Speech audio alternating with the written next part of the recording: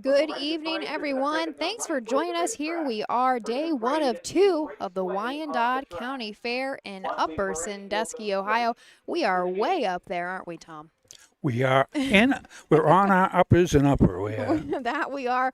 We really, today and tomorrow, very crazy race days across the entire state of Ohio. We are going to bring you 18 total races today, and they're kind of spread all over the place. We do have 2-year-old fillies, 3-year-old filly pacers, 3-year-old colt trotters, the Signature Series trot, the Fillies and Mares Open Pace, the 2- and 3-year-old Open Pace, and an overnight. So we have plenty of racing all across the board between 18 races today. 90 horses, I believe.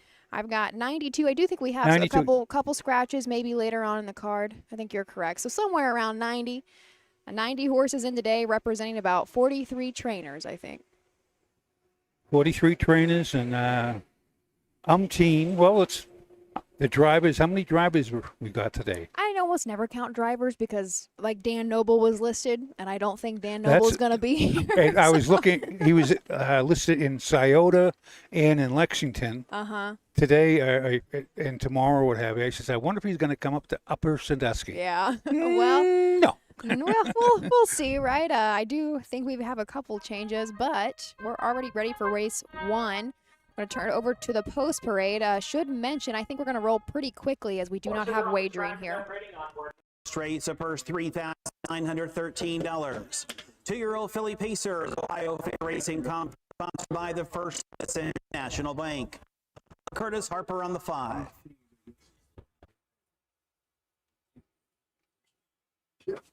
Here is the field for the first race, the 1 Liberty Bibberty with Cameron McCown.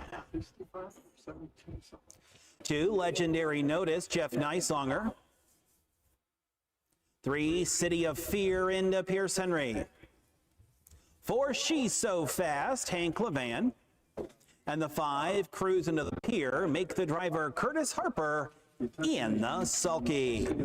Ashley, I think we're going to roll with these. We're going to go number 1, Liberty Bibbity, Cam McCown in the sulky for trainer Jessica Cow. This is a 2-year-old filly by Summa Cum Laude out of American Rocks, out of Rock and Roll Handler. 10 starts, 2 wins, 2 seconds, 1/3, 10,000 on the card. Got a market Attica of 2-3 flat over good track. She's just coming off a win at Kenton in 2, 4, and 3. Got a nice card on her, and she's ready to roll. She was in Ohio Select 3 yearlings. 15,000. Here we go. We already going behind the gate here. Legendary Notice is the 2. Jeff Nysonger for Mark Winters was second last time out at Kenton. Is at the board 10 of 11 times. City of Fear is number 3. Pierce Henry for Chad Williamson. She is 12 starts, 4 wins.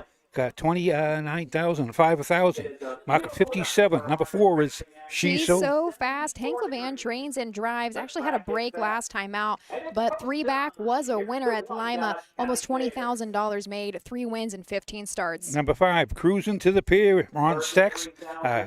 Curtis Harper driving and got 7 starts, looking for the first win.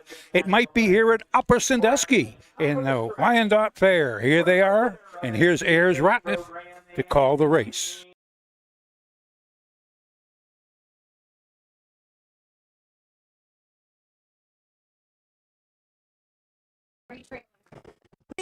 Here off into pacing, She's So Fast just rolls out of the gate, crossing over with ease to the lead, and now leads them by 2. Liberty is there in second. Up on the outside, City of Fear is third. Legendary Notice pacing fourth, and Cruising to the Pier is 3 lengths back behind that one in fifth as they scoot on up the backstretch on their way to the opening quarter. She's So Fast lives up to her name thus far. City of Fear is trying to put pressure to the outside. Second. there in third as they move around the turn. Liberty Bibberty, 30 1/5. Then it's Legendary Notice and the trailer cruising to the pier. So City of Fear has went up to get the lead. She's So Fast is there in second and looks to the outside. She's So Fast is coming at her again as they move down here to the half. City of Fear on the inside. She's So Fast on the outside wants to reclaim the lead. Liberty Bibberty is there in third, pacing fourth. Legendary Notice cruising to the pier trails. Halfway home in 59 2. On into the turn they go. She's So Fast and Hank Levan out there by a length and 3/4. City of Fear is there in second. Liberty Bibberty is third. Cruise into the pier is moving up on the outside. The trailer is Legendary Notice as they pace on to 3/4. She's So Fast is still the leader. Cruise into the pier is trying to move up on the outside. 3/4, 1:29 4 as they move around the final turn. She's So Fast cruising to the pier on the outside. City of Fear. Liberty Bibberty tries to kick on from fourth with Legendary Notice through the stretch. She's So Fast cruising to the pier is on the outside. 3 wide Liberty Bibberty. She's So Fast is clinging to the lead. Liberty Bibberty is coming at her and coming on with cruising to the pier. Photo for win. 3 across the racetrack. Too tight to call in the first. 2 minutes, 3/5. 2 minutes. 3/5. One. I'm gonna up that. What a finish! I'm gonna call 154. That is how I think they came across. We're Oh. kind of splitting this line though in between us, weren't we though? Plus, I got my reading glasses on. So that's the problem solver there. What a Wow. solid effort though put forth by all 3 of those fillies. They were so close. I didn't even try to see who came across fourth though. Somewhere. I'm gonna say unofficial, and Tom's gonna agree. 154. Liberty Bibberty might have gotten up for 2 in a row. We will see, though. We will wait for our announcer to give us that rundown. I believe the final mile time is 2 minutes, 3/5. Opening quarter went 30 1, half and 59 2, 3/4, 129 4. 3 of them across the track. Now, it's close to I won't say a dead heat. Yeah, I'm sure they'll be able to separate it, but we'll see. We're right in front of the photo finish. So that should be the window right there, isn't it? Yep. I'm right at the finish line too. But again, I had my we'll reading see glasses. If your reading glasses do the trick here. Somebody's already coming across on the golf cart here, so somebody's got an inkling. That's been done before. Who is? Yeah, you're right. It's a little bit of the walk of shame if you got to turn around. He stopped now. Whoops. I don't know. Cam McCowan's coming back. We haven't had the official, but Cam is coming back. Liberty Bibberty. Be a new lifetime mark for Liberty Billy. He's not slowing up just yet. The suspense. And this is just the first race. There we go.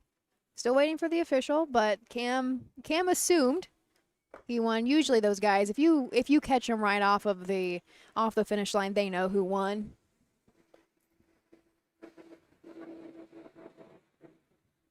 The whole gang's down here, so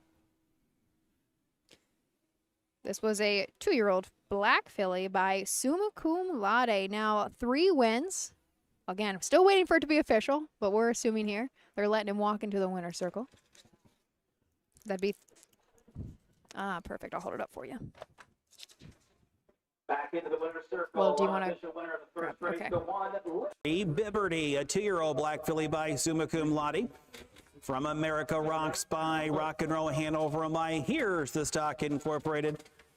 Sean Harville and Scott Davis. Jessica McCown is the trainer. Cameron McCown, the winning driver. Time of the mile, 2 minutes, 3/5. This one sponsored by the First Citizens National Bank.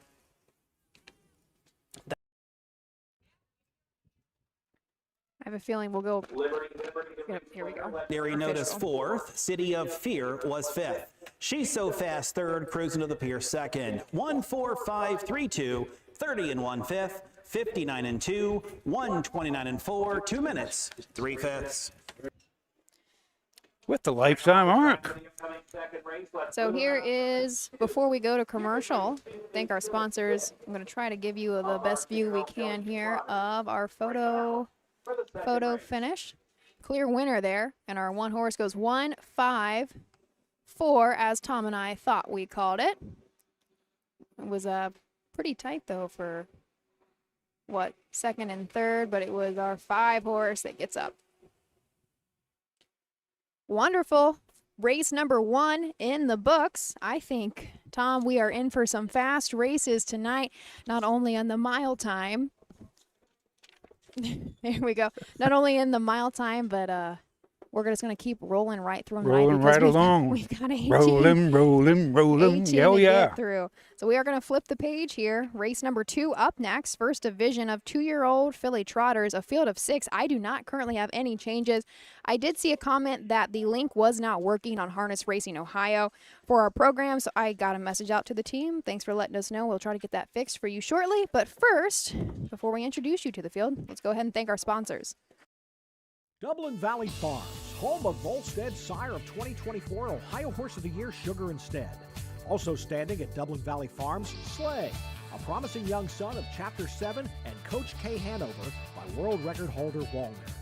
Looking for your next winner? Dublin Valley Farms and our clients are offering an exciting lineup of yearlings with current and fashionable pedigrees. Available at public auctions this year. Backed by a team that cares, Dublin Valley Farms, Fredericksburg, Ohio.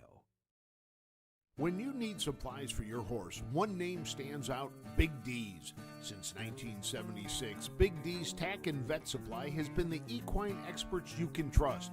Whatever your horse needs is available at Big D's Tack and Vet Supply.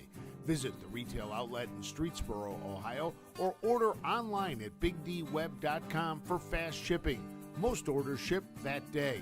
Or call 1-800-321-2142. Big D's Tack and Vet Supply. At Ohio State's Galbraith Equine Center, our veterinary champions are here for your champions 24/7, 365 days a year, providing advanced specialty care for sports horses from all stages and disciplines. Our expert team of boarded surgeons and sports medicine and rehabilitation specialists, together with veterinary cardiologists, internal medicine, and ophthalmologists, make our hospital your best resource for all sports horse performance issues. The Ohio State Veterinary Medical Center's Galbraith Equine Hospital. Call us today at 614-292-6661.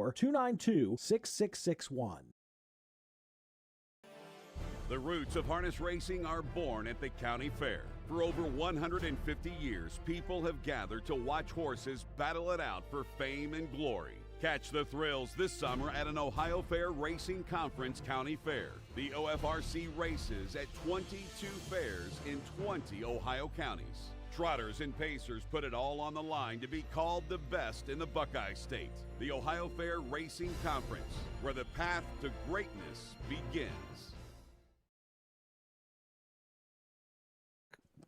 What a great race this is going to be, Ashley. It is. What's up next? The first division of 2-year-old filly trotters. We're far enough into season, right, where we should have plenty of them mind their manners. They're not brand new to this, these filly trotters, but there's a couple that might be out here just to mind their manners. It looks like they do need to mind their manners, but not Tom's Queen, who is the #1 Rosie Weaver, has this young filly, a long Tom out of Queen of Levesque by Master Levesque, 7 in a row in Ohio. 7 straight in the Buckeye State. Tom's Queen got a mark of 2-2 at Croton, 27,000 the card, 13 starts, 7 wins, 2 seconds, 1/3. She was an Ohio Select yearling purchase of $35,000, but she's looking her worth. That's #1, Tom's Queen, Drew Neal in the sulky. Our 2 horse is Lindell. Ryan Stahl trains and drives this 2-year-old filly by Marseille out of I Love Lindy, a credit winner mare. Stahl does own, alongside Watson Harness Racing of Tiffin and William Hart of Maine. 9 seasonal starts, has yet to notch a win, but has hit the board a total of 5 times. Recently has been making a break right behind the gate and out of the gate. But if we go a few back to Attica, beginning of August on the 7th, did have a second place finish in 2:07 flat. Number 3 is Tango L. Hank Levant trainee for Levant Stables in Woodstock, Lewiston, and London, Ohio. Our winner. This is a 2-year-old filly by Ready for Money out of Lucky Charms and Tricks by Trixton. 15 starts in the year, 4 wins, 3 seconds, 4 thirds, $21,114. Mark of Greenville of 2, 4, and 4 has 2 thirds, a second, 2 wins, and we have a post parade for the third here at. For the second race here is the post parade. $3,989. Store commercial sound, a field of 6 2-year-old filly trotters, change. 1 is Tom's Queen, Drew Neal. 2 is Lindell, Ryan Stoll. 3, Tango L and Hank Levant. 4 is Cruisin' Daisy, Don Feaster drives. 5, Keen Senses and Chris Beaver. 6, Man I'm Sassy, Emmanuel Miller, Sulky. The field for the second race, no change. Horse number 4, Don Feaster trains and drives Cruisin' Daisy. This is a Senator Sam filly. This is somebody I'm not familiar with, out of a Master Levesque mare owned out of Richwood, Ohio. Last start at Van Wert, did make a break behind the gate, but the time before that from Richwood, started from the second tier, looks like went inside the pylons, but stayed flat the entire mile, and 2:06 and 3 is what she timed hers in. Still looking for the first seasonal win in 6 starts, but did have a 3rd place finish. Number 5 is Keen Senses, Chris Beaver trainee, and he's driving 2-year-old filly by Muscle Up the Goal out of Hooray for Money. And 6 starts, 1 win, 1 second. Mark 2-1 at Delaware qualifier. Made a break last week, but 2-1 and 4 at Richwood. That's a good mile there. And Keen Senses, number 6. Say Manny Miller up for Herman Hagerman. Man, I'm Sassy. I like this one. This is a long Tom filly out of Pandora Oz. 11 lifetime starts with 3 wins and 2 additional 3rd place finishes. Last start out of Van Wert had a little funky break there, ended up 5th, but the time before that went wire to wire at Mount Gilead, won in 2:05 and 4, and that was a lifetime mark for Man I'm Sassy. Over $10,000 made a lifetime, originally a $13,000 purchase out of the Blooded Horse Sale. So there is your field of 6 for race number 2. I'll tell you, Ashley, Tom's Queen's going to have a time cut out for her because these are good fillies in here. This is the second.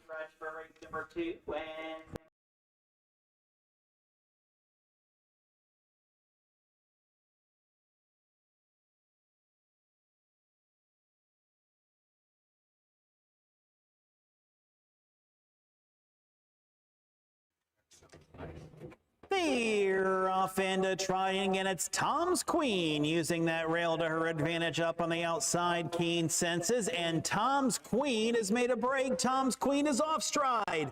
Off stride, Keen Senses. As they move around the turn, Lindell has now come through, trotting on top to the outside. Man I'm Sassy wants the lead too. Tango L is there in a 3rd. Further back there to be 4th. Back down trotting is Keen Senses.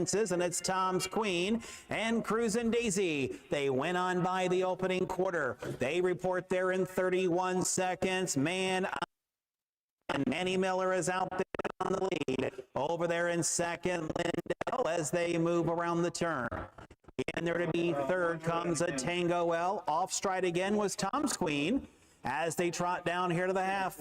In their fourth, Keen Senses. Then we have Cruz and Daisy and Tom's Queen. She lost her stride and cannot find it as they come down here to the half. Man, I'm Sassy leads them out there by almost 2. In their second, Lindell halfway home in a very comfortable 104-1. Manny Miller, he stole the corner as they move around the turn to the backstretch. Man, I'm Sassy. Her race to win or lose. Lindell is there in second on the outside. Tango L third. Keen Senses there in fourth. Cruz and Daisy is there in fifth, with Tom's Queen as they move on to 3/4 and the leader. Man, I'm Sassy showing her heels to the field. Lindell is still in second. 134-4 as they trot around the final turn. Man, I'm Sassy by 2. Lindell will try to reel her in the stretch, driving through the stretch. Man, I'm Sassy. Lindell has been sent to the outside. Out there 3 wide, Tango Well. It is Man, I'm Sassy.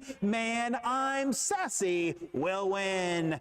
Lindell finishing second. Tango L was third. Time of the mile, 2:06, 1/5. That third quarter and 30-3 said the race. That was it. He opened up and kept on top, and Man, I'm Sassy. She was surprised. That was the 4th win of the year. And just to tick 1/5 of a second off her lifetime mark at Mount Gilead. So they picked up the pace quite a bit on the back half. They walked that first half. I have it in 104-1. And then we finished that final mile time in 2:06-1. So, I mean, they picked up the pace quite a bit there. Unofficial 6:23. Let's talk about Tom's Queen. Was on multiple breaks throughout the mile. Didn't see that one coming.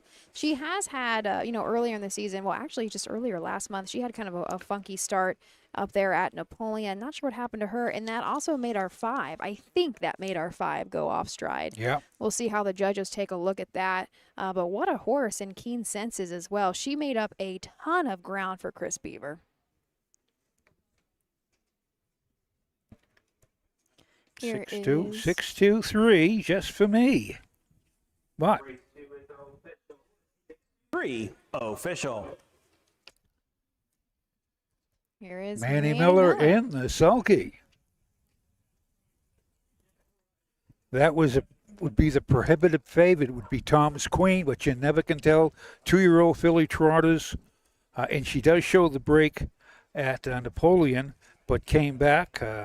Man, she was 15 lengths off at the half, and they come the last half, and 2-2 that she picked up 15 lengths coming the last half and 59 apiece. But tonight was not her night, or evening, I should say. It's a beautiful evening. Temperatures right around 66. I don't know. When you're in the sun, it's a little bit warmer, but 2, it's the 6, Man, I'm Sassy. Man, I'm Sassy is a 2-year-old bay filly by Long Tom out of Pandora Oz by Prego Nalima. All by Anthony Miller and Hagerman Racing. Herman Hagerman trains. Emmanuel Miller, the winning driver. Time of the mile, 2:06-1. Tom's Queen was 6, Lindell 2nd, Tango L 3rd. Cruz and Daisy was 5th, Keen Senses 4th, Man, I'm Sassy, the winner. 6-2-3, 5-4-1, 31, 104-1, 134-4, 206-1. That race sponsored by Ron Store, Commercial Sound.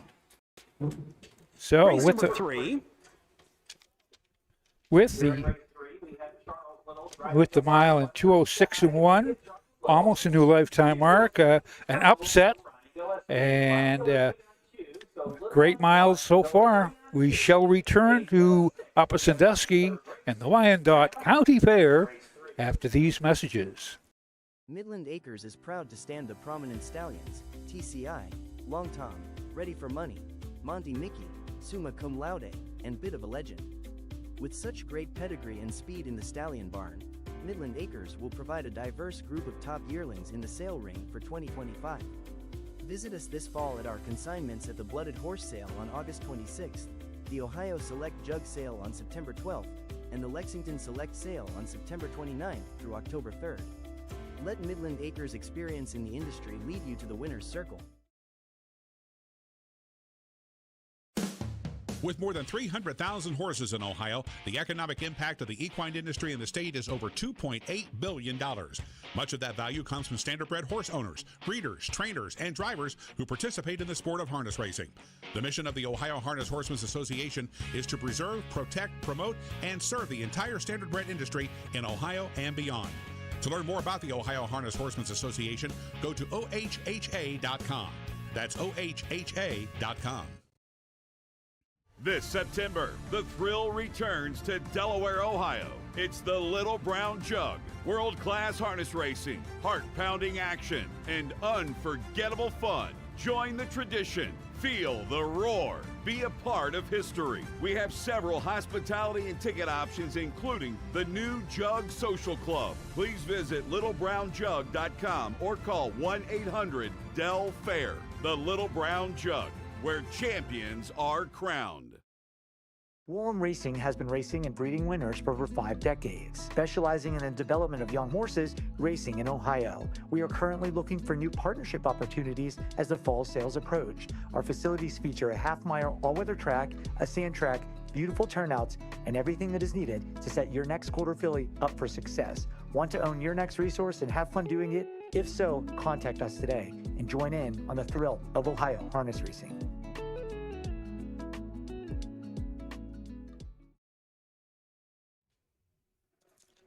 Welcome back.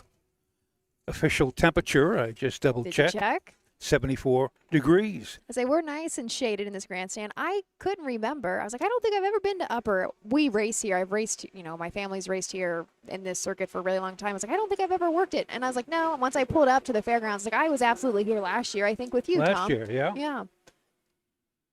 It got chilly then, too. Yes. In fact, I brought my Upper Sandusky shirt with me, sweatshirt. I can't tell. These, they're trying to keep everybody who's in the post parade on the backside. So I'm going to say these are just some warm ups. Yeah. But it's kind of all over the place. But Ronnie G should actually not be out here because I think he is driving one in here, isn't he? We'll take a look. We'll figure that out.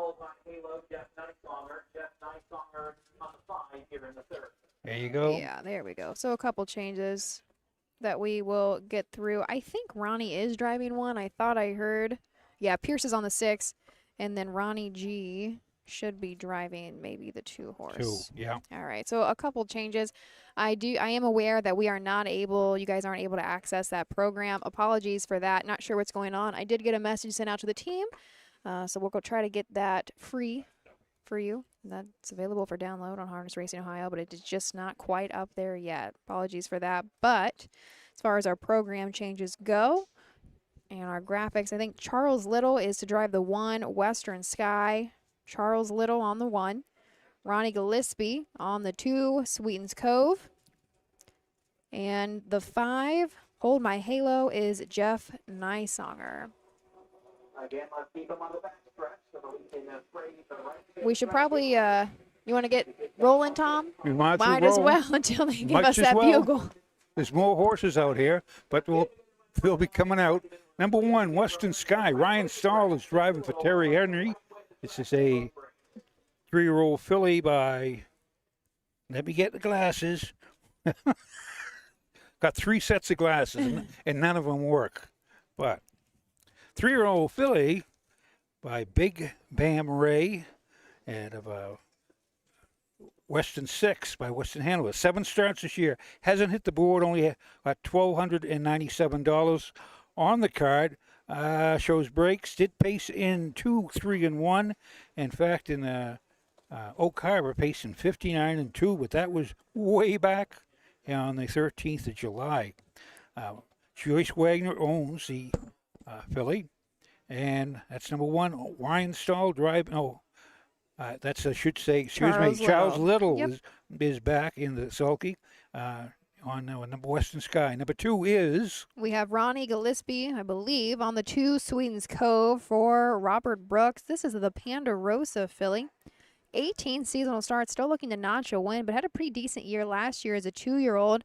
Has made 41,000 lifetime. 14,000 of has come this year. Last time out, did have a 5th place finish, so made a little bit of money at Kenton in 2:01 flat. Final quarter there, 29-1. Actually took a lifetime mark last year at 2 and 159-4 up at Northfield. Number 3 is Judge Me Again. This is Chris Beaver trainee for Beaver and Burnett, Fleming, and Oman. The Western Vintage filly, she has a mark of 51-3 at Scioto, 47,000 on the card. And here they are for the post parade. That's the call to post for race number 3. 3-year-old filly Pacer, sponsored by Smokies Mini Campground, a purse of $4,815. Charles Little on 1, Ronnie Gillespie on 2, Jeff Nicelonger on 5.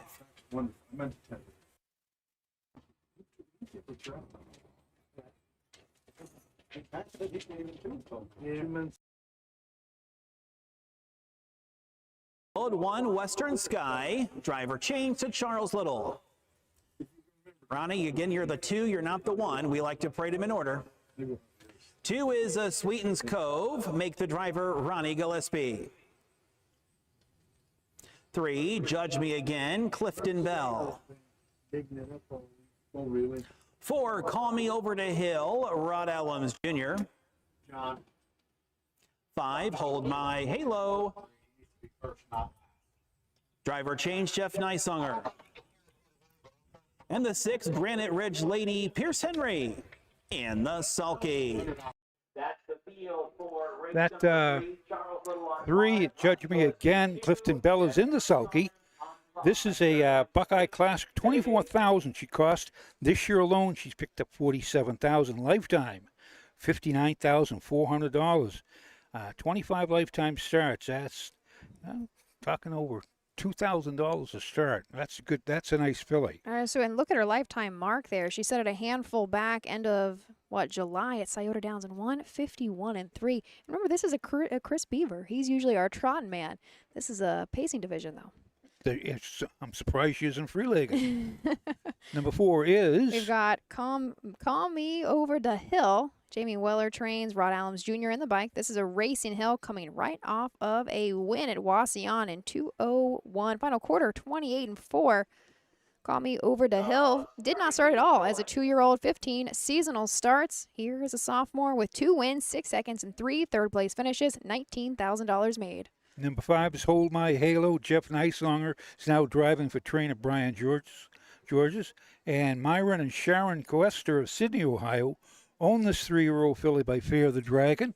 She's got marker 53 at Hoosier Park and 57,000 earned.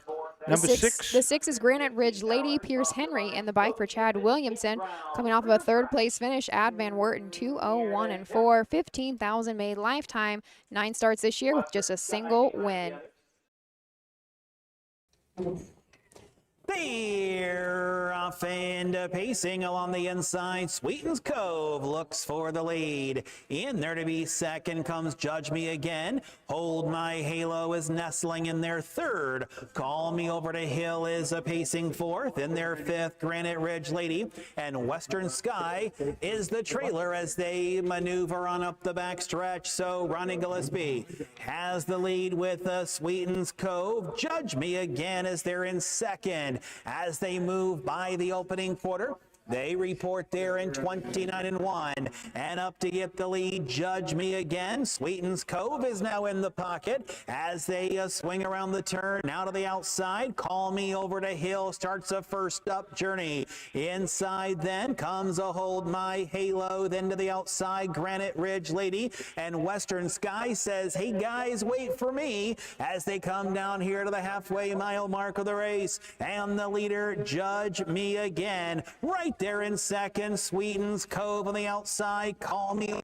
is third. They went by the half in 59-1. Then to the outside, Granite Ridge Lady. Inside then for Hold My Halo with Western Sky as they pace up the backstretch and on their way to 3/4. And it's Judge B again and Clifton Bell who starts to shake and bake out there on the lead. On the outside there to be second is Call Me Over to Hill as they continue by 3/4 in 1:30. Moving around the final turn. Now trying to squeeze on out between them is Sweetens Cove. And Sweetens Cove has shot the gap and went straight to the lead as they come to the top of the stretch. It's Sweetens Cove. Sweetens Cove leads the way by 2, by 3. By golly, it's Sweetens Cove. And Ronnie Gillespie after it all. Hold My Halo finishing second. Call Me Over to Hill was third.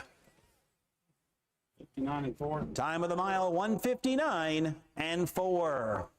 Well, it's the last quarter of Yeah. 29-4. Not too bad. They opened up at a pretty decent pace there, too. Oh, first quarter, 29-1. Slowed down just a touch. The half was in 59-1. 3/4, 1:30. And again, that final mile time, 1:59-4 for our 2-horse, Sweetens Cove. Ronnie G took her to the front, tried to hold on to it. And it was actually Clifton Bell with our 3-horse Judge Me Again did overtake him for a brief time, but man, on the backside, Sweetens Cove was begging for racing room. And that was the first one of the year for Sweetens Cove. How sweet it is. We do have an inquiry, Whoop. but I didn't. Let's stay on the backside. Sounds like we do have an inquiry that might involve the winner here. Judge would like to talk to you. Ronnie Gillespie to the Yep. starter. So inquiry must be against Sweetens Cove in the final turn, when Ronnie G was maybe cutting through horses there. That might have been what happened. I think our announcer Ayers did give us a small explanation, but I unfortunately did not pick up everything. Especially with them trailers out there. You can. And that's something I didn't even realize. Our backside is pretty obstructed. Our views are a little all over the place with the trailers that we do have to keep in the Again, infield. Ronnie Gillespie, the inquiry signs against you. The judge would like to talk to you. Make sure you go to the starter. Ronnie Gillespie, please go to the starter. Again, Ronnie Gillespie, go to the starter and ask the winner's circle. Well, anyway, what I was trying to say is we're trying to figure out what's going on here close to our winner's circle, but we do have quite an obstructed view, and I couldn't even tell when did the 3-horse even get in front of Ronnie?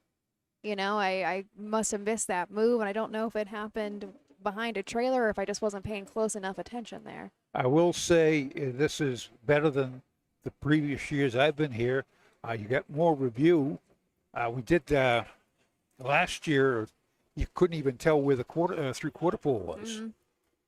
You can kind of see it in between trailers here, can't you? But it's still pretty tight. Ron is being called to Mr. Webkeberg, the starting judge. And they did come across the wire, unofficial 2-5-4-3. We do have an inquiry against our unofficial winner, Sweetens Cove, from the final turn. that is again, last year Sweetens Cove picked up $26,000 and did have 7 wins and 17 starts. Was a nice filly 2-year-old. And this course this year, this is her first win, and she had only made $14,000. I would like to see her stay up there because that's a good mile. Now, Robert Brooks, does he train here, right here in Upper year-round? I believe he does. I think he does. Minute or two before we get the call.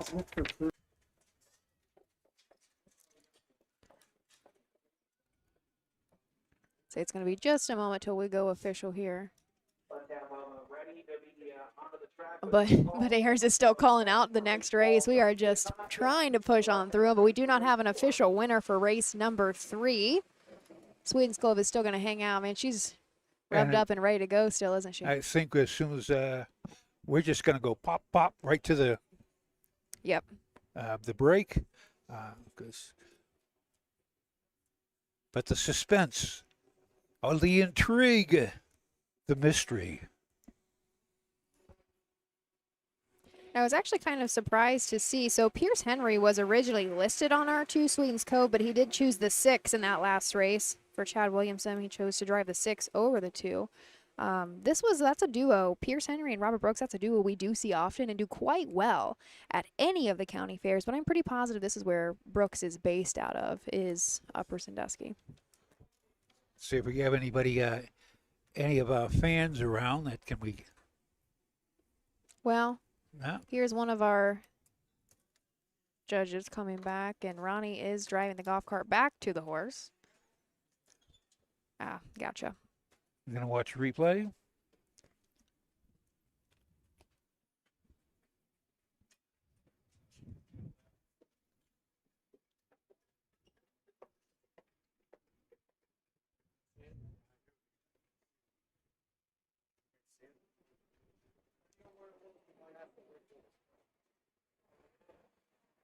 Oh, did Pierce Henry put that objection?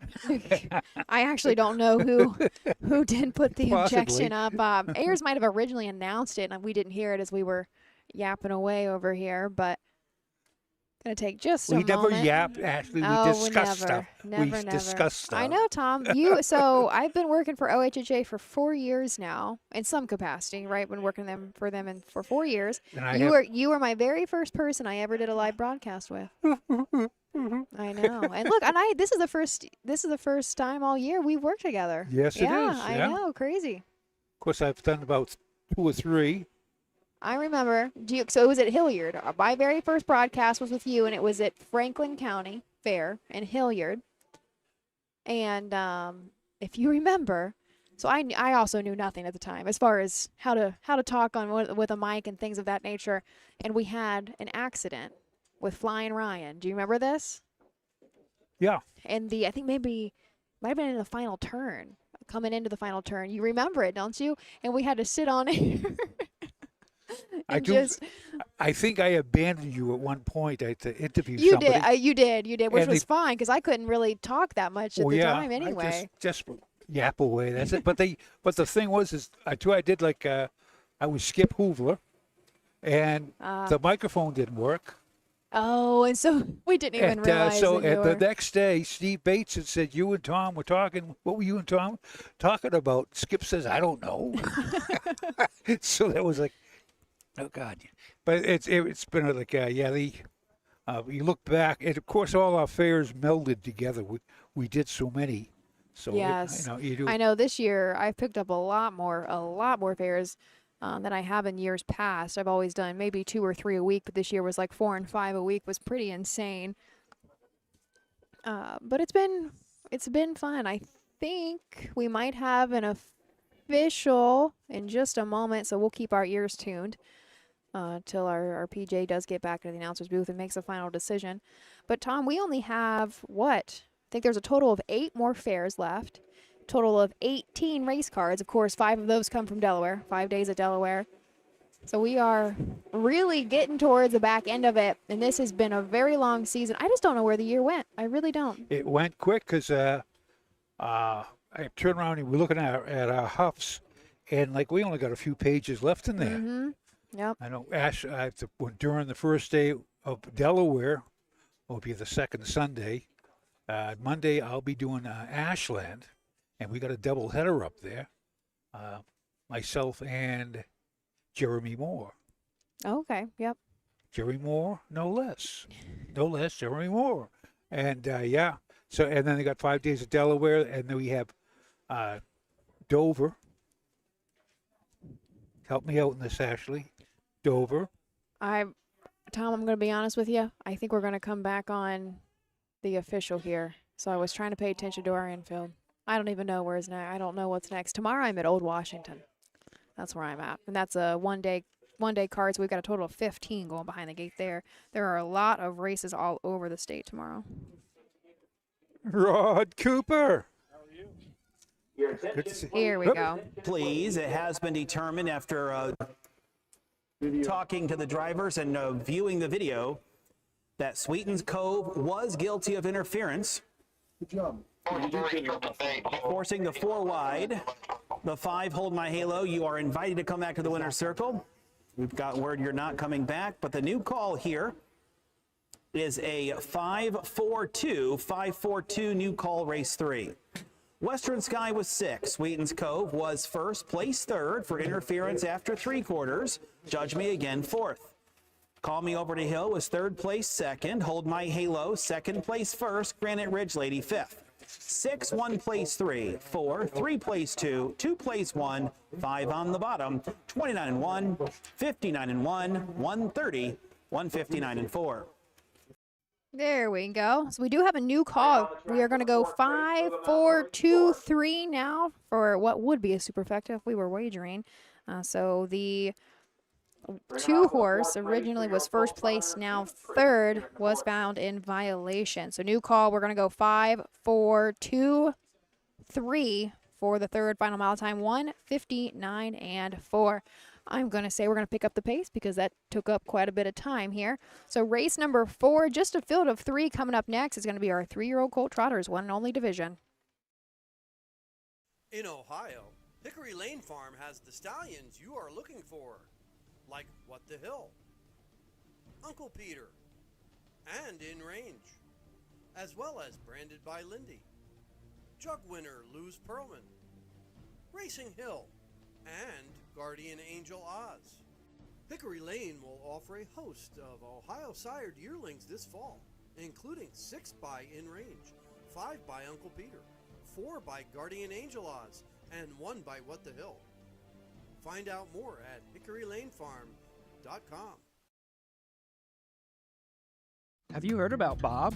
It's the Buckeye Owner Bonus, the Ohio Harness Horsemen's Association's new incentive program. The program is for people who purchase yearlings or retain their homebreds out of mares registered and eligible for the OHHA's Breeders' Award program at the upcoming 2025 sales. The total bonus will be 1/2 the amount designated for that year's Breeders' Award program. For more information about the Buckeye Owner Bonus, visit OHHA.com or call 614-221-3650. The Ohio equine industry needs your help. I'm Scott Mogan, president of the Ohio Harness Horsemen's Association. With over 300,000 horses in Ohio, the economic impact of the equine industry in the state is over $2.8 billion. That means jobs that pump millions of dollars into the local economy and support thousands of families. For Ohio's equine industry to remain strong, we need to send a clear message to our legislators about the important role that the agricultural small businesses play in Ohio's economy. To do that, we need your help. PACER, the Political Action Committee for Equine Racing, helps support and inform on issues that could positively affect Ohio harness racing. Please consider a donation to PACER. To donate, visit our website at ohha.com or call 614-221-3650. Your donation will help keep harness racing strong in Ohio. Thank you for your support.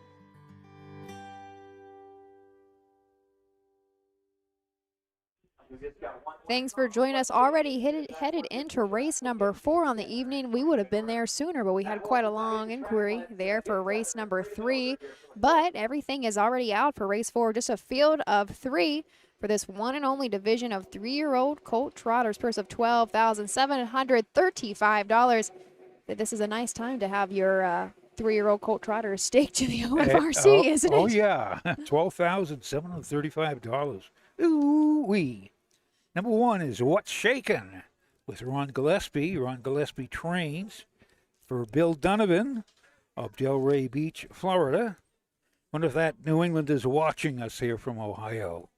It's a 3-year-old gelding by What the Hill out of Broadway Sister by Conway Hall. 13 starts, 3 wins, 2 seconds, 2 thirds, 36,000 this year. Mark of 58 at Miami Valley last year with just 8 starts. Made 130,000. Took a mark of 55 and 4 at Scioto. This is Ohio Select Yearling for only $17,000. Here's Ayers for a very short post parade. 4 3-year-old colt trotter sponsored by LT Distributing, a purse of $12,735. 3 3-year-old colt trotters. 1 What's Shakin', Ronnie Gillespie.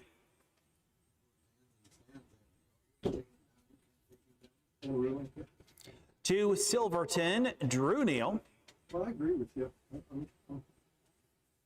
And the 3, Uncle Johnny's Secret, Emmanuel Miller in the sulky. That's the field for the 4th race, 3-year-old colt trotters. Here comes our 2-horse back. Well, not really back, but for the first time in front of the grandstand. Our 2 horses, Silverton, Drew Neal in the bike for Rosie Weaver. This is a Marseille gelding owned by Weaver and David Drury of Bucyrus, Ohio. 18 seasonal starts, 5 wins, 6 second-place finishes, and 2 thirds. Almost 33,000 on the year, 72,000 made lifetime. Coming off a wire-to-wire win at Wauseon, looked great up there, and 2:01 flat final quarter, 30-2. That is not quite a lifetime mark, actually. Silverton earlier this season at Northfield did set the lifetime mark in 2 minutes and 1/5. There's another 72,000 on his card. Lifetime, and What's Shaking got 166,000 on his card. Number 5, number 5. Where do we get the 5? I don't know. Number 3 is Uncle Johnny's Secret, Mike Sweeney trainee. The 3 were gelded by Uncle Peter out of Muscles Secret by Muscles Yankee, owned by Patrick M. Sweeney of Delaware and Lemmer Racing of Rockwood, Michigan. 16 starts this year, 2 wins, 3 seconds, 5 thirds. 21,000 on his card. Got 40,000 lifetime. Showing him Island 2-3-2. He win at Hicksville, and a lot of seconds, a lot of thirds. This one, I can guarantee you, this is a cold trifecta box. Easy as 1, 2, 3. Here's errors for the call of the 4th from Upper Sandusky.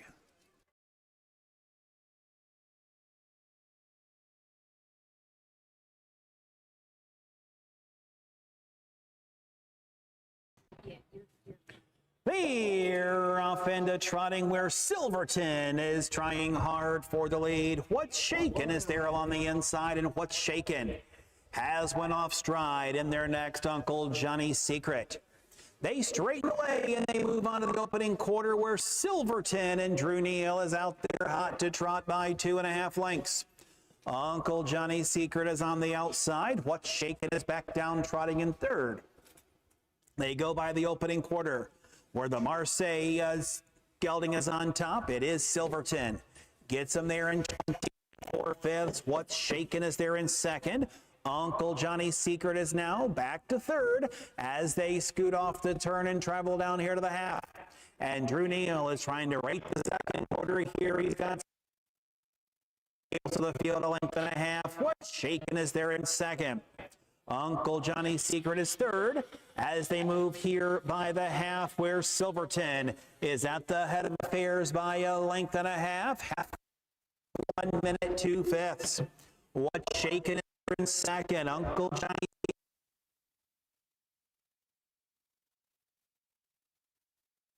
Silverton. Silverton is out there 1.25 lengths. What's Shaken is there 2nd. Uncle Johnny's Secret 3rd as the mile mark.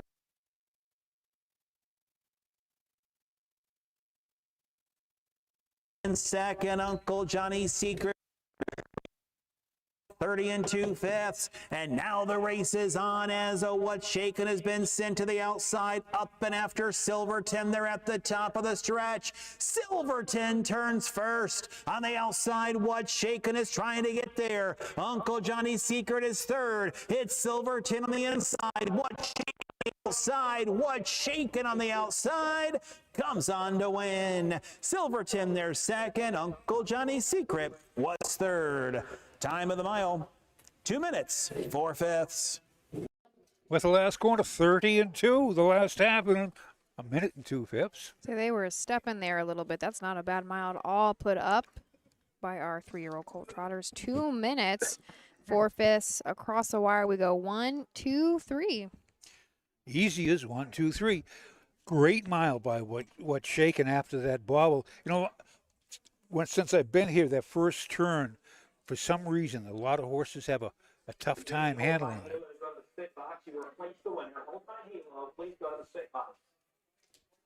All winning horses do need to have their blood drawn here. So again, hold my halo, you replace the winner.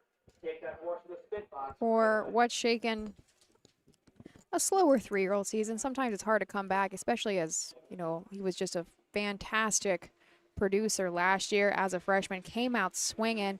A lot of that money on his card was because he won the Next Generation last year. This was our Next Generation, the $150,000 Next Generation. He came out very early, very strong. He still has made great money this year, now over $40,000 in seasonal earnings. Just a little bit different.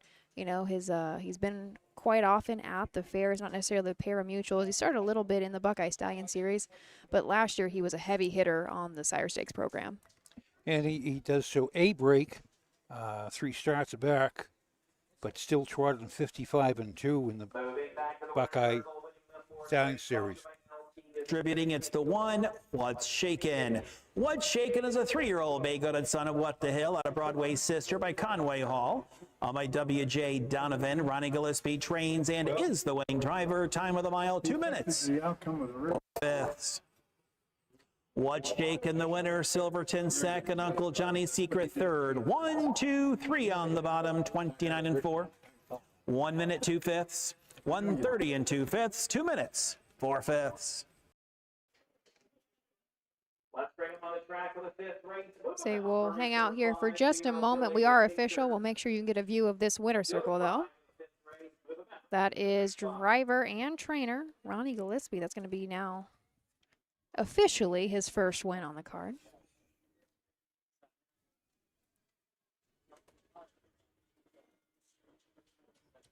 Nice looking little gelding, I should say. It's okay. Let's get back to the barn. I want to have a bath, and I want to have... So there we go. Official for race 4, 2 minutes, 4 fifths. We go 1, 2, 3 across the wire. Turning the page, race number 5 of 18 up next. Race 5 is the second division of freshman Philly Pacers. Field of 5 to go 4th. Join me back here in just a moment.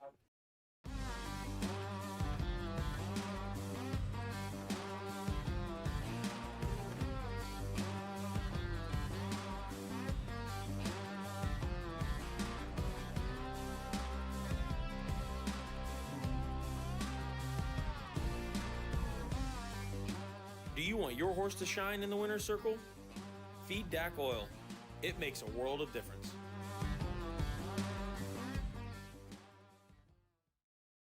Who feeds your need for new ideas for your family's best farm future? Ohio Farm Bureau. We work with our members to shape ag policy that will positively impact our industry. Farm Bureau is advancing business solutions to give you a competitive advantage. We help you gather information to stay ahead of important topics and technologies. Plus, Ohio Farm Bureau creates opportunities for growth. Ohio Farm Bureau, feeding your need for new ideas. Cool Winds Farm is one of Ohio's premier standardbred breeding farms. Cool Winds stands the popular Dancin' Yankee, jug winner Southwind Aussie, and the royally bred Western Fame. Cool Winds Farm is proud to present our yearling consignments at the Ohio Selected Jug Sale at Pickaway on Friday, September 12th, and at the Standardbred Horse Sale in Harrisburg during the cool winds of November. In Ohio, we know a thing or two about greatness. It's in our blood. It's in our horses. Ohio Standardbreds are built to win, racing for nearly $23 million in Ohio Stakes races. See Ohio's top yearlings at the Ohio Selected Jug Sale Friday, September the 12th at the Pickaway County Event Center. Show day is Thursday. Experience the thrill and invest in the future with the Buckeye Owner Bonus. Eligible Ohio sired yearlings get a bonus after their 2- and 3-year-old racing season. Learn more at OhioHarnessHorseBreeders.com. Thanks for joining us here in the Wyandot County Fair, day 1 of 2. Race number 5 up next, the second division of freshmen Philly Pacers, field of 5. I do not have any changes. I know earlier our program was not properly loaded onto harnessracingohio.com, but it should be up and available for you now. So head on over to harnessracingohio.com for that program. I have no changes in this field of 5, and there's kind of a standout here in the Levan stable, but you never know. There are a few horses that could break their maiden here today. Yes, that nice so fine, been consistent all year long. The other ones, though, you never know this time of year. Number 1 is Gordy's Last Chance. All right, let's get together, line them up in pretty order, please. Ron Steck, trainee. Curtis Harper is in the sulky for Fred Reed, the 4th of Delaware, Ohio. For all you need, see Freddie Reed. He's a mainstay in Delaware. 9 starts this year. 8 starts. Get the glasses, Tom. I will.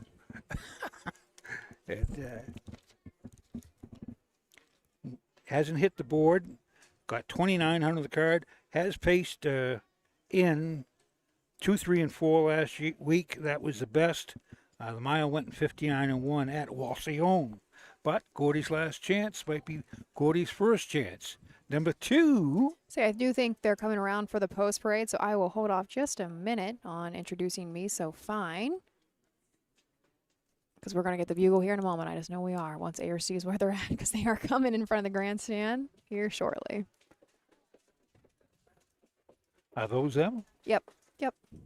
He just had them gather on the backside, but Ayers has his back turned.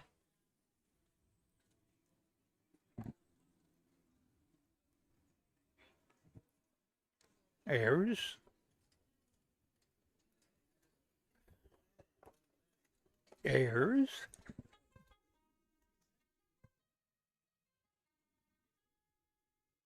One is Gordy's Last Chance, Curtis Harper. 2, Me So Fine, Hank Levan. 3, Muscle, Carlos and Kevin Snyder.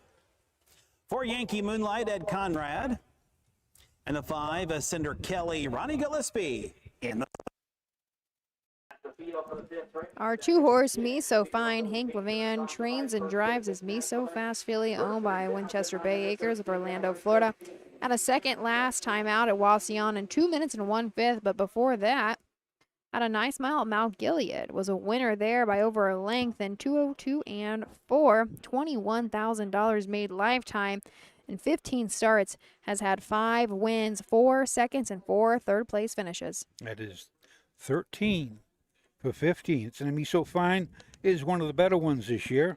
Number 3 is Muscles Carlos. This is a 2-year-old filly by Muscle Up the Goal out of Aldridge Amy by Crazed.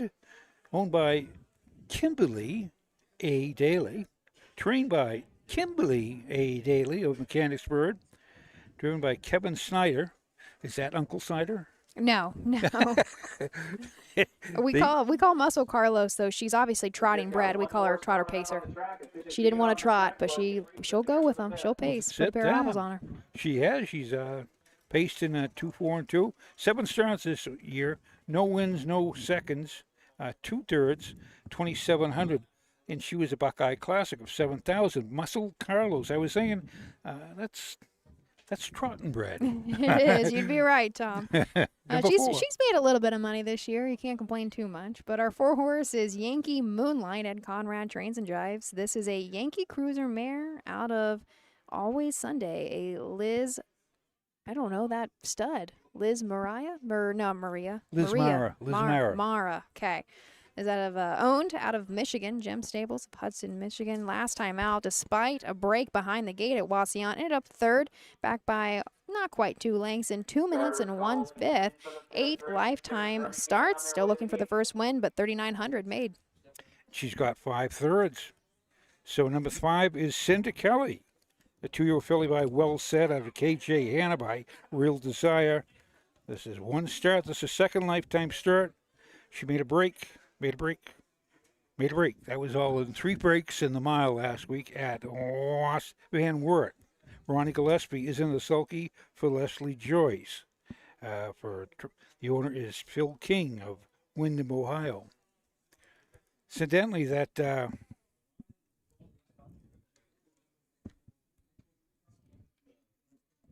what was I looking at? What are you looking at? Tell me where you're looking, Tom. Let me see if I can help. Horsey. No. Yeah, Liz Mara. That's one that is a New York It was actually owned by, I believe, Harry Harvey, not Harry, was it Harry? Harry Harvey trainer for the Rooney family. They owned Yonkers Okay. and the Pittsburgh Steelers. Gotcha. We are moving into position for race 5, second division of 2-year-old filly pacers. Here is the field of 5. Let's go over to our announcer.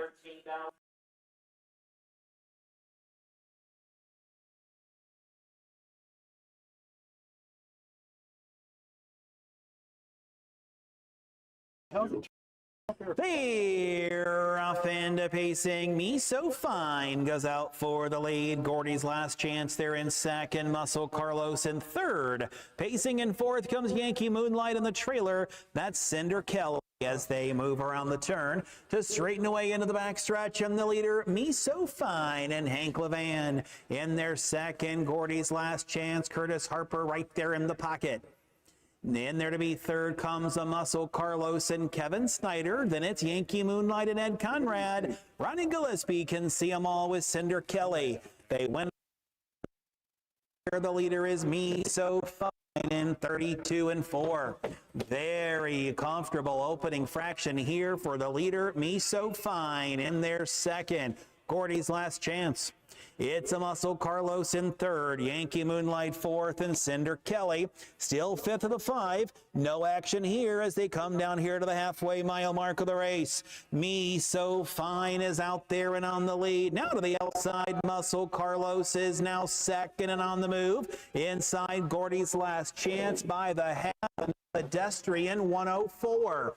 On into the turn they go, and the leader, Me So Fine, up on the Carlos is their second. Gordy's Last Chance third. Yankee Moonlight fourth, and the Cinder Kelly to 3/4.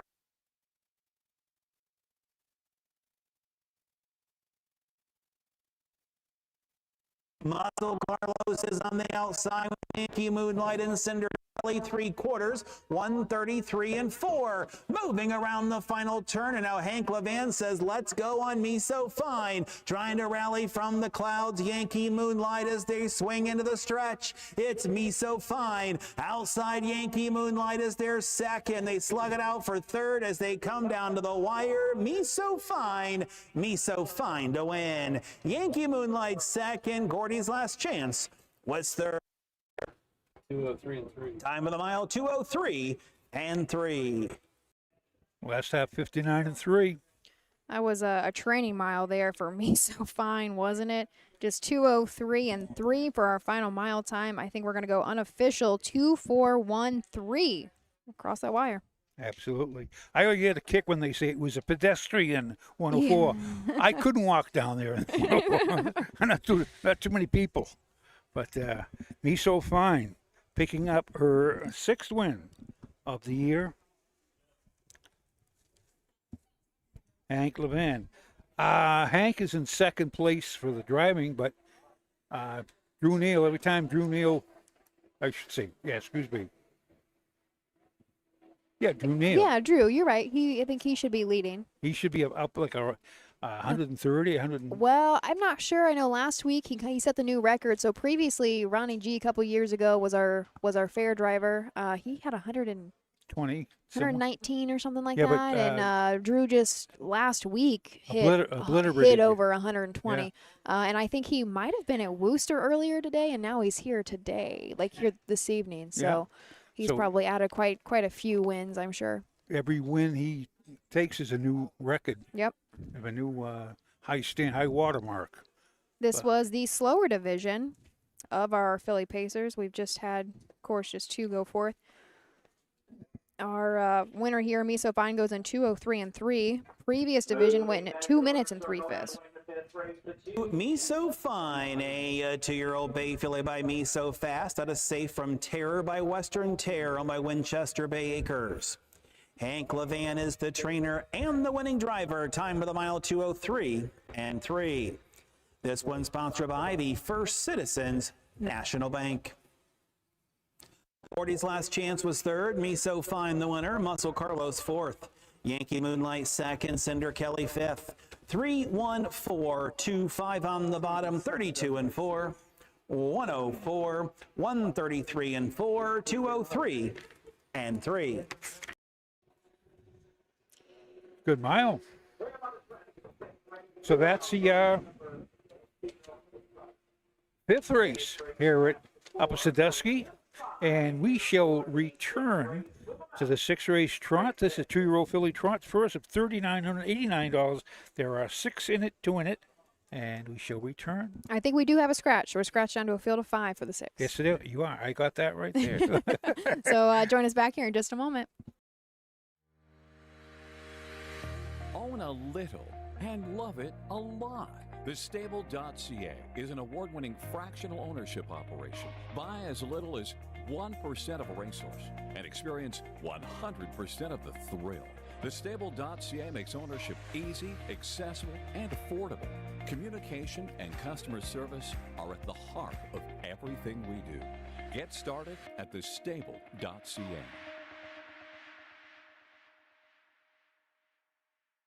Hey kids, we invite you to join the Backstretch Buddies Club, a fun and free club for kids 12 and under who love horses and wants to be a part of harness racing in Ohio. Once you've signed up, you will be able to join Willie Winnett in exciting adventures and receive awesome surprises. Sign up today using the QR code. Dublin Valley Farms, home of Volstead's sire of 2024 Ohio Horse of the Year, Sugar Instead.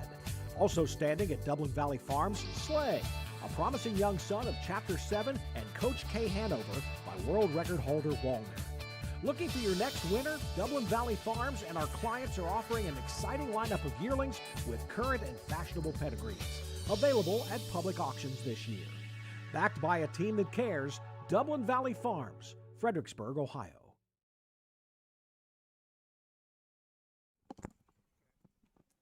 Welcome back. Race number 6 at the Wyandot County Fair. Up next, we do have a scratch, just a field of 5 now to go forth for the second division of 2-year-old filly trotters. Tom, you said you have a story for us. A little thing, Ashley Daly.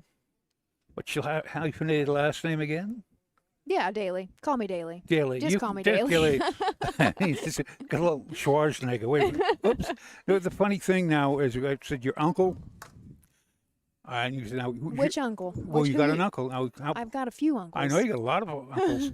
Now, in 2001, okay, I bought a little four-year-old gelding. He was a Falcon's Future horse. He was bred in Ohio and showed up in New England. And he was driven here by Jack Daly. Daly. And say if it was a fair, if it was a county fair, it had to be Jack. And he was I had him for years, but Ryan had a personality and used to make faces at everybody. People would say, what is this horse with his faces? But I finally found out he was foaled in Waynesburg, Ohio. Waynesburg? I believe so. Okay.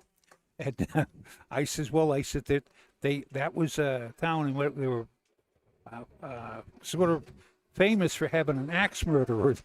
Oh, man. And all the girls used to say, well, that figures. But yeah, here it is. He was a foal of 1997. And I said, there is 2001. Yeah. And that was our connection before you were even around. That's, my God. But yeah, it's just such a small world. But Jack went with them at Scioto, 58-2. Really? And what was he? What did you say he was out of or by? He was a Falcon's Future. And I said to Mike Webkenberg, I said, he was nice. He looked exactly like his old man. The only trouble, his barrel was about 10 inches too short. Oh, that's quite a well, yeah. Quite a ways. And he says that's bad. I said, well, but he got around the turns all right. And of course, I had to put a pair of heavy brace bandages on him, and I went with them in 57-3. You're saying you won with him. So did you drive? I drove him. Tom, I didn't know you ever drove. You call it that? I don't know if you can. Well, you got around there. Yeah, he was the one I drove the most. I drove a couple, but I went with him, and he was after he won, he was sort of like parading around, just standing. He's proud, and Pete Doherty says, "Look at him. He's proud of himself." And I says, well, he should be. He got us around without me crashing into anybody. But yeah, he was with it. And your Uncle Jack. Yeah. He drove him. It was Jay Wolf. I can't remember what fair it was last week. Text us. We were talking about Jack because we've been seeing some old callers. Somebody has Jack's old callers.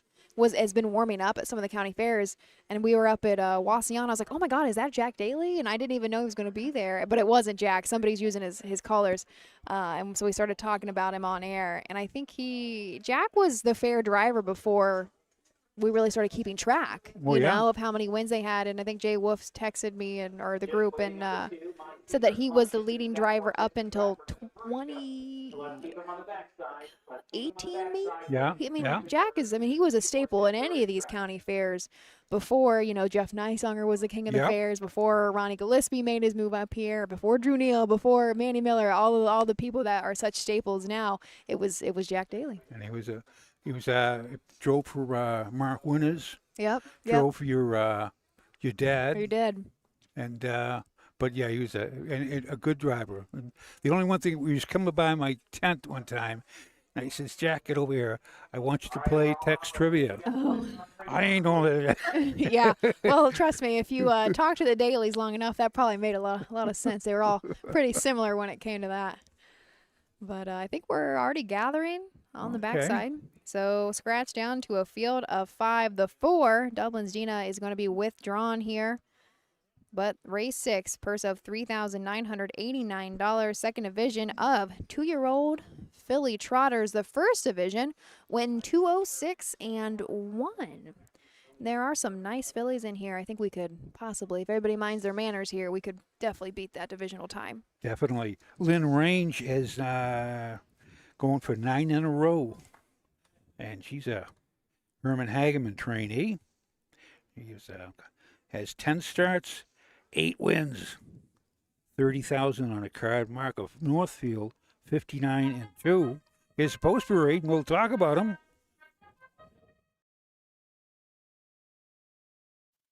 Here are the horses on the track for race number 6. 2-year-old filly trotter, sponsored by Ron Store. Commercial sound to purse $3,989. Scratch the 4. Okay. 1 is Lynn Range, Emmanuel Miller. $100, right? 2, My Secret Money, Pierce Henry is in the bike. I don't mind. 3 is Suavecito Soul with Clifton Bell. The 4 is scratched. 5, Mystical Rita, Jack Franklin. And the 6, Viva Magenta, Drew Neal in the sulky. That's the field for the 6th race. Scratch the 4. Scratch down to 5 horses. Everyone's going to get a check. And will they all be chasing Lynn Range? This is going to be a good race, and some of them can catch it. Lynn Range, as I said, she's by In Range. His first year for stud for In Range. Right? Yep, this is his first crop. And is making a splash, as they say. She's by... I think we're going behind the gate here, Tom, so we're going to move on to horse number 2. Talk about another first crop. The Ready for Monies have been very good, too. My Secret Money, Pierce Henry for Mike Sweeney. And coming off of a second place finish at Van Wert. Time before that, though, was a winner wire to wire at Richwood in 203 and 3, $13,000 made. There was Suavecito Soul with Clifton Bell, Chris Piva trainee. 9 starts, 1 win and 1 second, 4 thirds, and 7,000 coming off of a win at Van Wert in 2-6. Number 4 is scratched. Number 5 is Mystical Rita, Jack Franklin in the bike for my mom, Kim Daly. Mom also owns this creatine filly. So looking for her first lifetime win. Sometimes we think she's got it, sometimes she doesn't. We really just want to stay flat here. She can trot like no other, but she's got to mind her manners. Almost $2,000 made for Mystical Rita. Number 6 is Viva Magenta. This is Rosie Weaver, trained for Heartland Acres.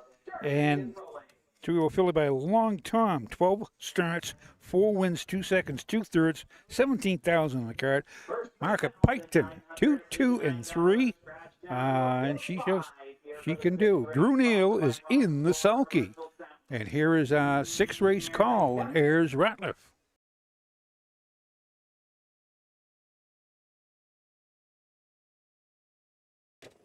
They're off and trotting, and it's Lynn Range going out there for the lead. My Secret Money is their second. Suavecito Soul in third. Viva Magenta early fourth, and Mystical.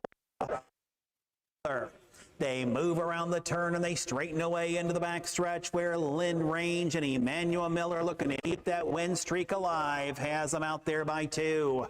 My Secret Money is their second. Suavecito in third. Then it's Viva Magenta. And as they move down here by the opening fraction and out there with the lead, Lynn Range is there in 31 and 4.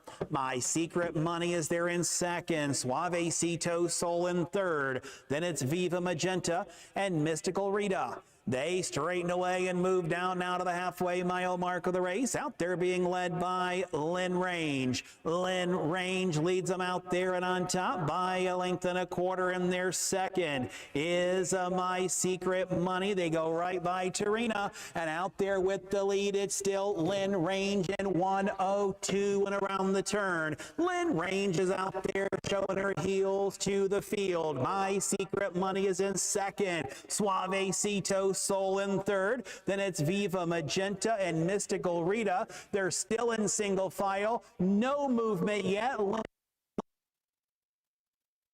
She leads the way a length and a quarter. My Secret Money is nose to helmet in second. Suavecito Soul in third. 3/4. $1.33, moving around the final turn, and Manny Miller flips the switch on Lynn Range, and she opens up by 4. Trying to move into second is Suavecito Soul out there 3 wide. Viva Magenta through the stretch on a drive for the wire, and it's Lynn Range. Lynn Range, too much Philly for these. Lynn Range from start to finish. I think that's true.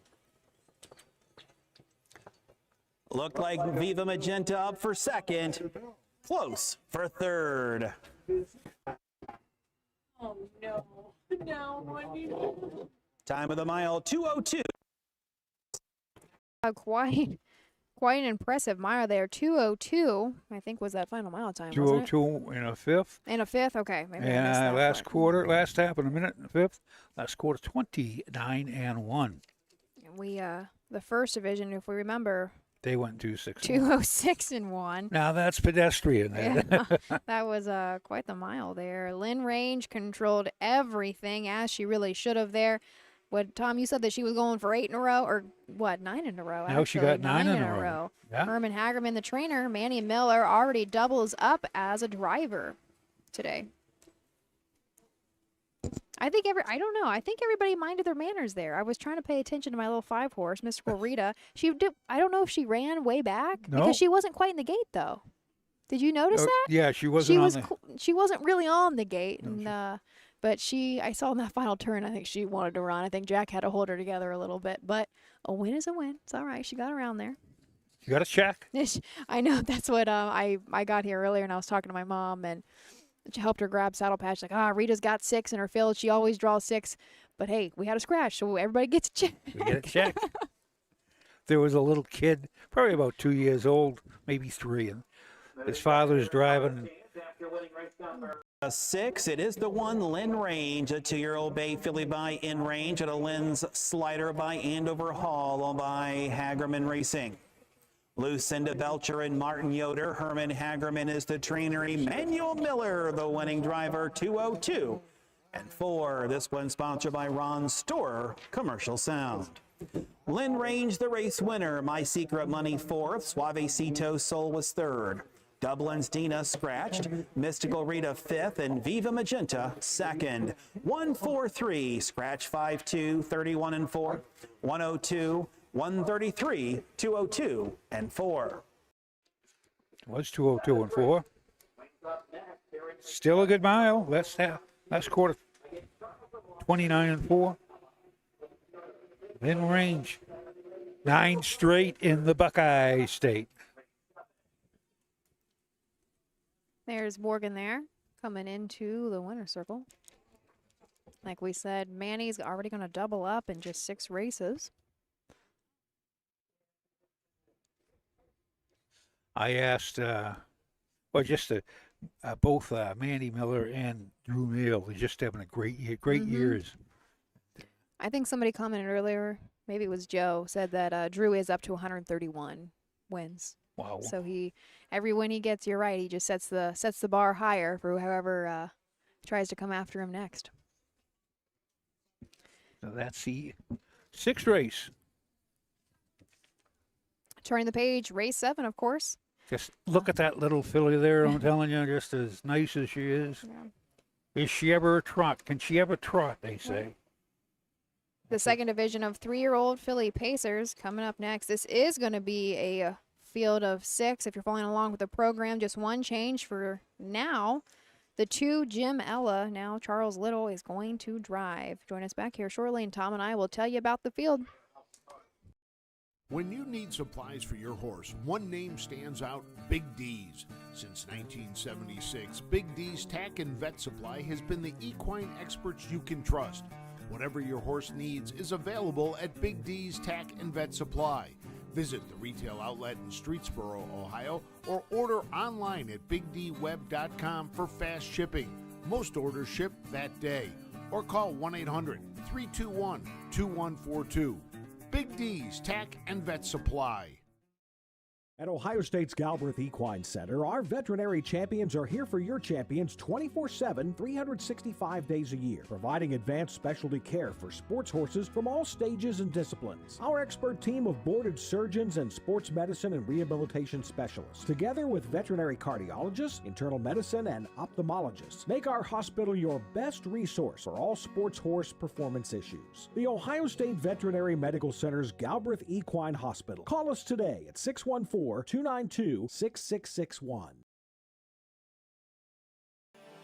The roots of harness racing are born at the county fair. For over 150 years, people have gathered to watch horses battle it out for fame and glory. Catch the thrills this summer at an Ohio Fair Racing Conference County Fair. The OFRC races at 22 fairs in 20 Ohio counties. Trotters and pacers put it all on the line to be called the best in the Buckeye State. The Ohio Fair Racing Conference, where the path to greatness begins. Midland Acres is proud to stand the prominent stallions, TCI, Long Tom, Ready for Money, Monty Mickey, Summa Cum Laude, and Bit of a Legend. With such great pedigree and speed in the stallion barn, Midland Acres will provide a diverse group of top yearlings in the sale ring for 2025. Visit us this fall at our consignments at the Blooded Horse Sale on August 26th, the Ohio Select Jug Sale on September 12th, and the Lexington Select Sale on September 29th through October 3rd. Let Midland Acres' experience in the industry lead you to the winner's circle. Race number 7 at the Wyandot County Fair in Upper Sandusky coming up quickly. Got a couple comments on Facebook. Tim says the audio cuts out. We are aware of that. Unfortunately, there is nothing that we're able to do with the system that is over in the announcer's booth. Do you have any other input on that? Just, yeah, right. So we appreciate you letting us know. We are aware it's cutting out, and even in our mic headset is just, we are thankful that we can hear most of it, you know? And the next question, Cynthia, are we broadcasting from Delaware every day? Of course we are. We're bringing you 5 days in Delaware, that program we put together every single year outside of just the races themselves. We get started nice and early. Our trackside lives usually kick off, 30 minutes before post time, an hour before post time? I can't remember off the top of my head, but even before post, our first race post, we have guests come on to set us up for the program every single day. And Wednesday and Thursday, we are also hosting our speaker series starting at 8:30 a.m. in the OHHA tent, which is located across from the paddock there on the backside. So that's going to be Wednesday and Thursday, usually both days.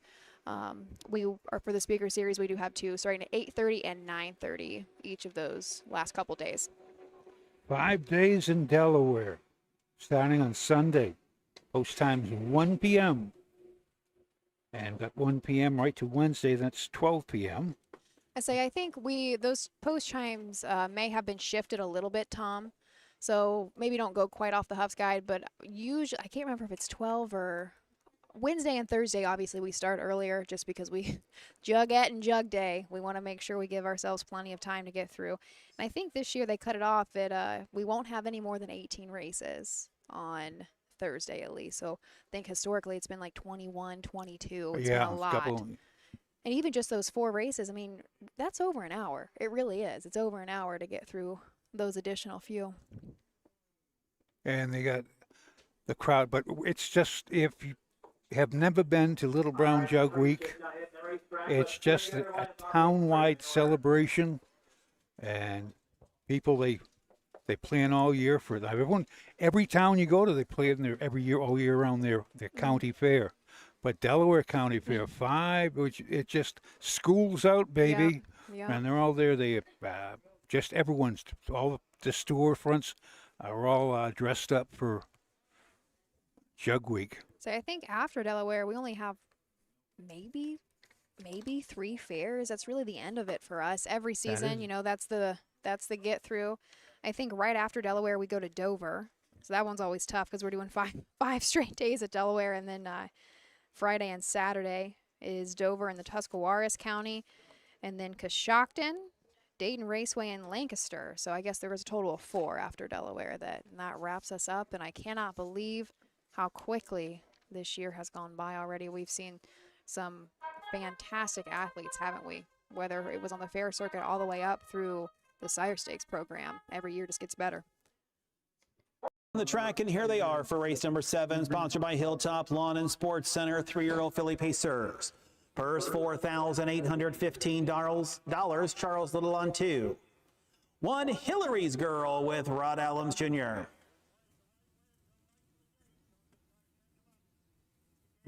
I got flowers right over here. Jim Ella, driver change to Charles Little. What we got? 3 is Gorgeous Grace Cameron McCown. 4 Jules Said Ed Conrad. 5 Ella Joe Ronnie Gillespie. And the 6 Rockin' Remy Derek Flowers in the sulky. Field of 6 for the 7th, $4,815. Rod Allums Jr. for Jane Weller. Hillary's Girl. This is a lather up filly out of Hillary's style of Some Beach Somewhere. Very lightly started as a 2-year-old, just 3 starts last year. Now, as a sophomore, has 4 starts. Still trying to figure some things out, but if we go 2 back at Hicksville, did have a 3rd place finish in 2:04 3 final quarter, 28-2. Number 2 is Gemella with Charles Little. Terry Henry is a trainer for Joyce Wagner of Sunbury. This Big Bam Ray filly is out of Hillcrest Crystal by Ice Scoot Hanover. Only 6 starts this year, lifetime matter of fact. Hasn't hit the board, has $1,110 earned, but does show a mile. It 2, 6, and 3 a month ago. It does make breaks. Not good for pacing filly, but hope to see a little improvement. Number 3 is Gorgeous Grace, Cam McCown for Ed Bibler. This is an I'm Gorgeous filly. 2 back at a 3rd place finish. Back by about 14 lengths, though, at Richwood in 2:02 4. Didn't start at all as a 2-year-old, coming on a little bit slower as a sophomore. 5 lifetime starts with 2 3rd place finishes, $1,200 made. Number 4 is Jules Said, Ed Conrad, owned, trained, and driven. She's a 3-year-old filly by Well Said out of Canbeck Jewel by Canbeck Jewel's son of Liz Mara. Another Liz Mara. Oh. Jules Said got 20 starts this year. 6 wins, no seconds, 3 thirds, 24,000 earned. Market Tiffin of 158. Had been on the board last week at Van Wert, finished 4th, and was 2 minutes and 3/5. Coming last quarter, 29-2, but they won a mile 59-2. So Jules Said and Ed Conrad. Number 5. 5 Ella Joe might give our 4-horse a run for her money. Ronnie G trains and drives this Racing Hill filly. Two Back was a winner at Finley in 158. However, start before that was at Northfield and paced her mile in 156 flat final quarter, 28 and 3, $53,000 made lifetime. Number 6 is Rockin' Remy. Derek Flowers owns and trains and drives of Tiffin, Ohio. This is a 3-0 filly by the Panderos. Had a Rockin' Smile by Rock and Roll Hanover. 13 starts, no wins, 1 second, 1/3. Has 34,000 earned lifetime. Was only a Buckeye Stallion yearling 3,500. So Rockin' Remy from the 6-0. And here is the 7th race from Upper Sandusky. They're off and pacing. Jules Said pushes the gate away off stride Gemella. As they move around the turn, out there with the lead, Jules Said. In there to be second comes a Hillary's Girl. As they move around the turn and head on up the back stretch, in early third, Ella Joe. Then we have Rockin' Remy further on back to Gorgeous Grace. The trailer after the break, Gem Ella. On to the opening quarter they go, and out there with the lead. With them on top, it's Jules Said. Jules Said and Ed Conrad. They lead the way in 1/5. Hillary's Girl is there in second. Ella Joe looks them over from third. Rockin' Remy fourth. Race in fifth. And Gemella way back trails as they travel down here to the halfway mile mark of the race, where Jules Said at the head of affairs. Now losing stride, Rockin' Remy. So with the lead, Jules Said. To the outside, Ella Joe. Hillary's Girl is there in third. In there to be fourth comes a Gorgeous Grace. Then we have Rockin' Remy and Gem Ella halfway home in 101 as they move around the turn and they straighten up into the back stretch. Jules Said with the lead.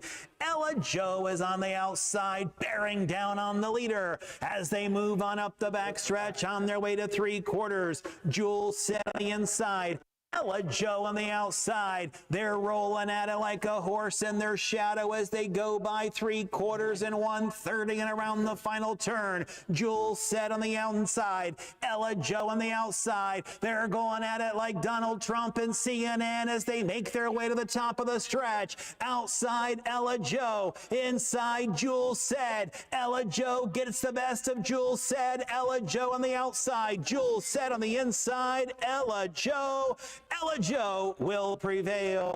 Jules Said finishing second. Hillary's Girl was third. 159 even. Time of the mile, 1:59. Quarter 29 seconds flat. Last half in 58. 58, yeah. They really started picking up the pace, You and called they it. started stepping, coming out of this, third turn technically? Yeah. When you And said, And it should have been between those two. Oh, yeah, if, absolutely. Just based on past performance lines here, it really should have been between the 4 and the 5. And the 5 prevails. Ella Joe, 6 seasonal wins. Ella Joe. Ron Gillespie in. This little filly of by Racing Hill. Yeah, that she, as the season has gone on, Ella Joe has stood out. This is pushes her over 30,000 now for the year, over 55,000 lifetime. She was a Buckeye Classic yearling at $12,000. I think there's a couple that Ronnie bought kind of mid-season last year from Jeff Nysonger, and I think Ella Joe was one of them. I think she got her career started under Jeff Nysonger, and I think he's had her for more than a year now. Ronnie's done great with her, but I'm trying to remember who the other one was. Oh man, I can't remember, but I'm pretty sure Ella Joe started under somebody else, but Ronnie picked her up. Must have been just private purchase. So if you see a horse, you say, I like that one. I've had a few horses, people go and say, you want to sell it? No, I don't want to sell it. I love them. But that was one thing I was taught pretty early on, though. You got to sell them when they're good, or nobody wants them. Absolutely, because you never know the next. They're not a machine, and you never know. It's like a kid can be a superstar in the sports, and as soon as he hits high school, it's just like a run-of-the-mill The only horse I think my parents ever, it was really my dad, ever regretted selling was I Know My Chip. He was a trotter, the homebred trotter, but I'll talk about that in a moment. Let's go to the winner's circle. Oh, a 3-year-old brown filly by Racing Hill. Had a Cinderella Story by Always a Virgin, owned by Stephen Butler and Eric Butler. Ronnie Gillespie trains and Ronnie Gillespie reigns. Time of the mile 1:59. This one sponsored by Hilltop Lawn and Sports Center. Hillary's Girl was a third, Jamella sixth, Gorgeous Grace fourth. For what? Jules said second, Ella Joe the winner, Rocket Remy fifth. I mean, it's a little late.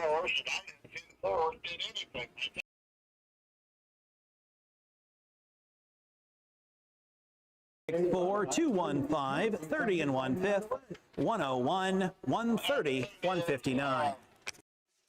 Official now for the 7th. That was, of the 2 divisions we've seen so far, the faster for the 3-year-old filly pacers, but kind of finishing my thoughts. The only horse I think they ever regretted selling was I Know My Chip. It was a trotter by Deep Chip. Has to be, right? I'm thinking of names here. We actually trained Deep Chip, and one thing about my family, we never kept studs in the barn. Very rarely. Deep Chip was the only one we ever did. He went on to produce a little bitty. I think we didn't own him, but I think he stood up at OSU ATI for a little bit, and I Know My Chip went on, and he's a millionaire. He's not quite a double millionaire, but he's won over $1 million, and he started under us, and I think that's the only one that was my dad's favorite trotter for a very long time. I think that's the only one he ever kicked himself in the butt for getting rid of. So, gotta sell them when they're good, though. No one else wants them. Yeah, some good, some bad, but yeah, you're like me. You keep them, and they're duds. No, they're not duds. You know, it's just, if I didn't want to keep my horse, I wouldn't keep him. I know what you mean. Race Here we go. number 8 up next, though. Going to be a field of 6. It is going to be the Signature Series Trot. Seems like to be just the first division. It is I believe it's the Robert and Annie Brown Memorial. $2,100 up for grabs. Join us back here in just a moment.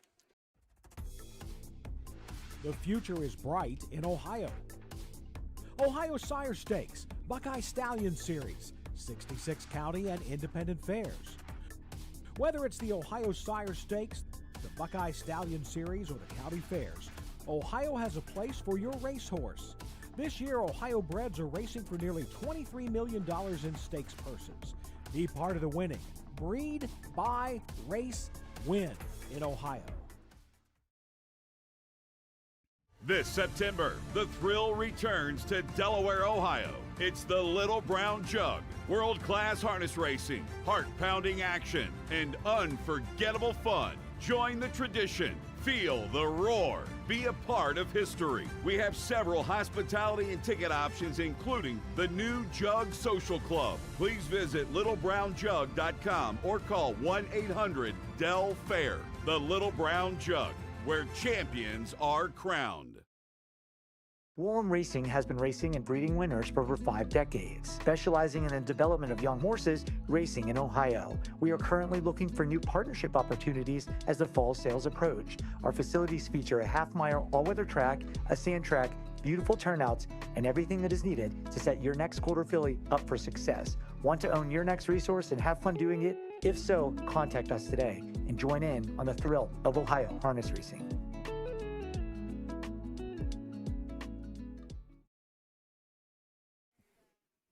We're back at the Upper Sandusky here at the Wyandot County Fair. I bet you folks, Wyandot do they call that? Wyandot actually is the name of the Native American tribe of Upper Sandusky. It's Sandusky was the name of the Indian village. Means water within water, or water within pools. It's our cold water, and it's they were here for of course the whole peninsula of Michigan and Ontario, and Upper Sandusky. They call it Upper Sandusky because it is the headwaters of the Sandusky River. Now the funny part with Sandusky River flows north, but it starts over in by Crestline, and it goes eastward through Bucyrus, and then it takes a turn up north, because Crestline, they call it, Crestline was actually the top, the crest line of Ohio. Now it was downhill on either side of Crestline, and downhill went to Lake Erie. So Sandusky and dwellers of the peninsula and the Wyandot tribe, they incidentally, Wyandot, again, that's what it means, dwellers peninsula.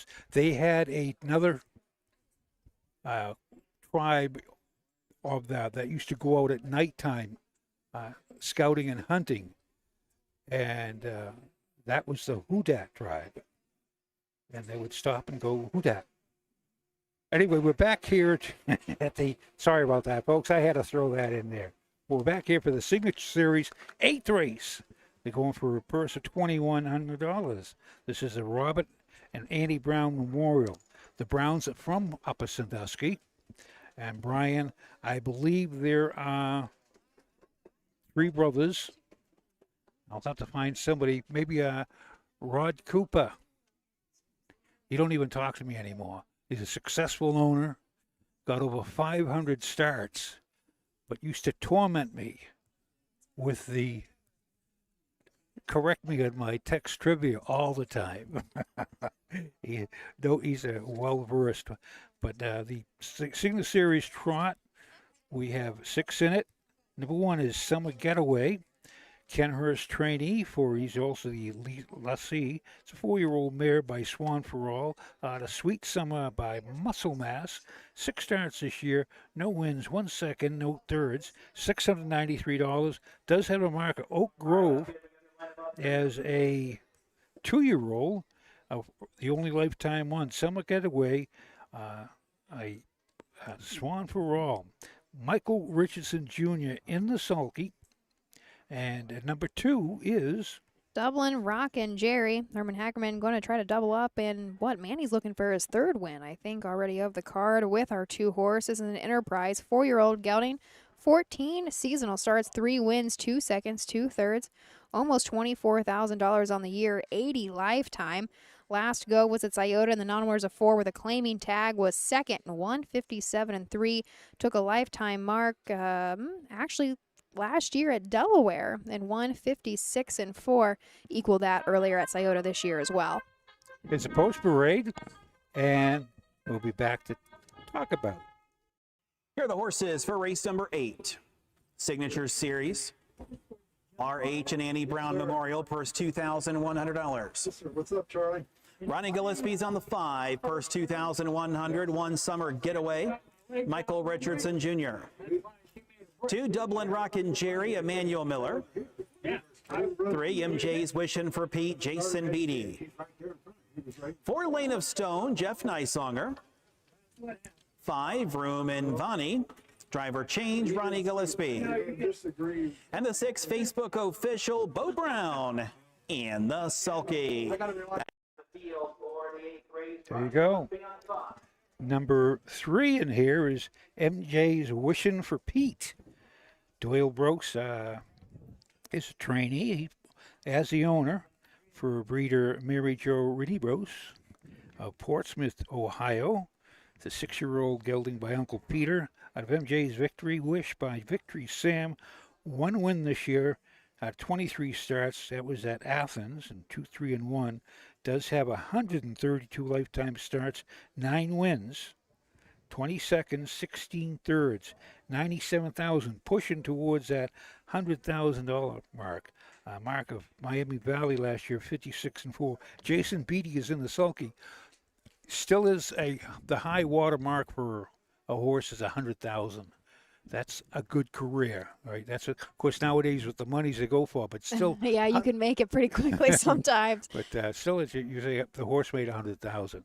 Number 4 is. Yep, Mark Winters is going to send out the 4 Lane of Stone. Jeff Nysonger, of course, going to be behind the lines here. I have not seen this horse at any fair this year. Looks like he was at Troy, but I was not at Troy. 28 seasonal starts with 1 win, 6 seconds, and 3 third-place finishes. $819,000 lifetime. Lane of Stone, of course, does stand stud. He is 9-year-old horse by Wishing Stone. Looks like 3 back had a very nice mile at Scioto Downs. The non-winners of 37.5 in the last 4. Got away last, but came marching home. Ended up 5th and won 55-1 final quarter, 28-2. No class horse, that is. Just got to love them. Number 5 is Broom and Vonnie. This is a 6-year-old mare by full count out of Cindy Coy by Inquire, owned by Chris Easterday of B. Cyrus. Carl Easterday Jr. is a trainer. You got Ron Gillespie sitting behind this mare. She's got 15 starts this year, 3 wins, 2 seconds, 1 third, 14,000, mark of 155-1 at Scioto, and that was just 4 weeks ago with Dan Noble. That's why he wanted Dan Noble to drive. Right? He got along good with her. But she's got 93 starts, $108,000. There's your high water mark. That's a good thing. And mark of 55 at Scioto. And number 6 is... We've got Facebook official Bo Brown for Jessica McCowan. This is a 5-year-old gelding by Help is on the way, owned out of Carrollton, Ohio. Looks like he's been racing in the 10 claimers recently. 2 back was that class, was 4th place 3rd in 155-4. 30,000 made on the year, 156,000 lifetime for Facebook official. And they are moving into position. Here's Ayers Ratliff with the call of the 8th, the Signature Series trot.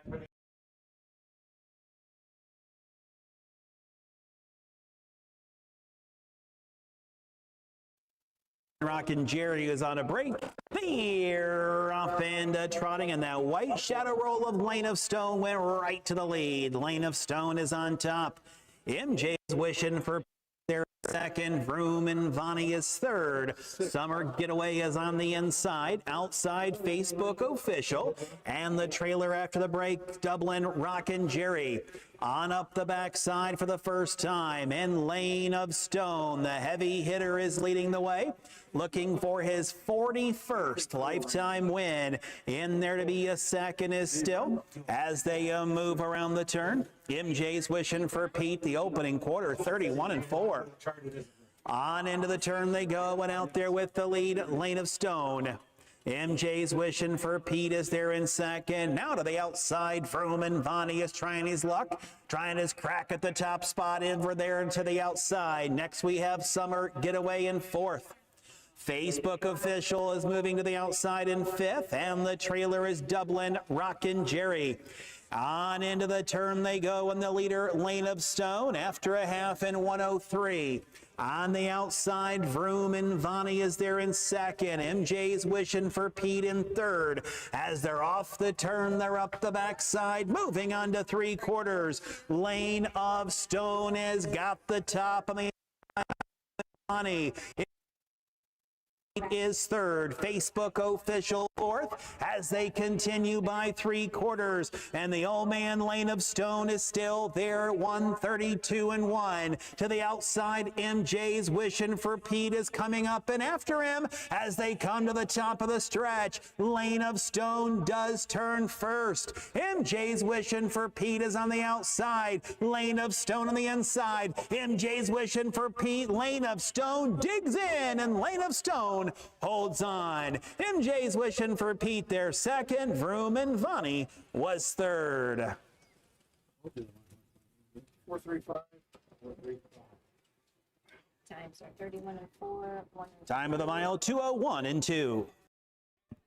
2:01-2. What is our track record for our trotters here? It's quite a bit faster than that. 57, but that was a still down the half at 3. Yeah.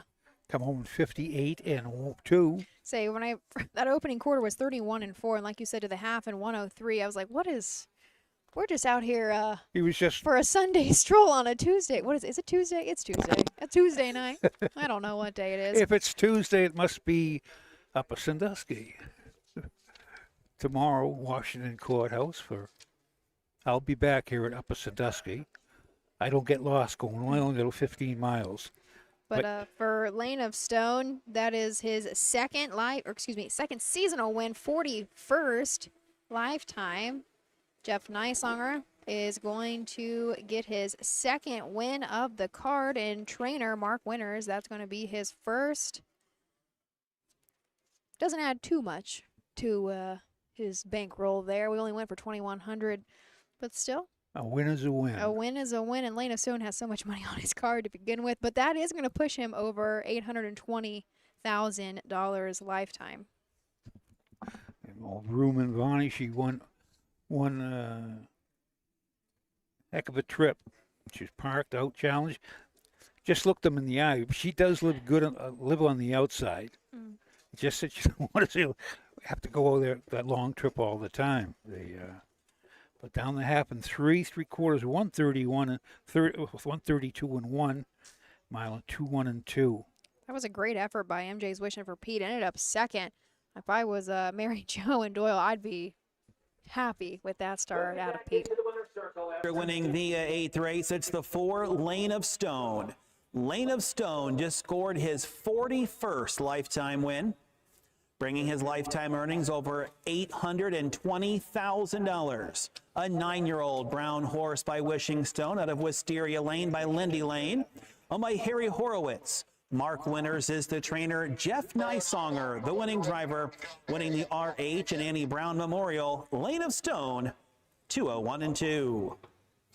Summer Getaway was 6th. Dublin Rockin' Jerry 5th. MJ's Wishing for Pete 2nd. Lane of Stone, the winner. Vrooman Vonnie was 3rd. Facebook Official 4th. 652 134 31 and 4. 103 132 and 1. 201 and 2. Before we go on to the 9th race, this of course was in memory of Robert and Annie Brown. And last year, I think it was Jess McCowan, their granddaughter, who would have won. I'm pretty sure it was Jess that won that race last year. Yeah. And Jess and Cam, of course, a couple weekends, 2 weekends ago now, won the $100,000 age trot, veterans, the OSS veterans age trot. And I was like, that's, I thought that was the biggest race that they had won. She said, yeah, the other biggest race we've ever won before the veterans was the Memorial here. So congratulations. But it was Lane of Stone this year for good reason. Flipping the page, race number 9 up next, the 2nd division of freshmen, Philly Pacers, just over $3,900 on a field of 5. Let's thank our sponsors. In Ohio, Hickory Lane Farm has the stallions you are looking for. Like What the Hill, Uncle Peter, and In Range, as well as branded by Lindy, Jug winner Luz Pearlman, Racing Hill, and Guardian Angel Oz. Hickory Lane will offer a host of Ohio-sired yearlings this fall, including 6 by In Range, 5 by Uncle Peter, 4 by Guardian Angel Oz, and 1 by What the Hill. Find out more at hickorylanefarm.com. Have you heard about Bob? It's the Buckeye Owner Bonus, the Ohio Harness Horsemen's Association's new incentive program. The program is for people who purchase yearlings or retain their homebreds out of mares registered and eligible for the OHHA's Breeders' Award program at the upcoming 2025 sales. The total bonus will be 1/2 the amount designated for that year's Breeders' Award program. For more information about the Buckeye Owner Bonus, visit OHHA.com or call 614-221-3650.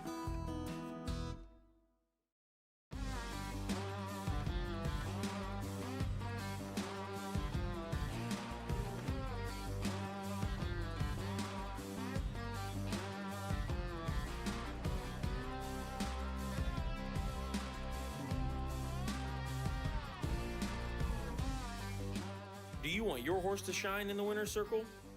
Feed DAC oil. It makes a world of difference.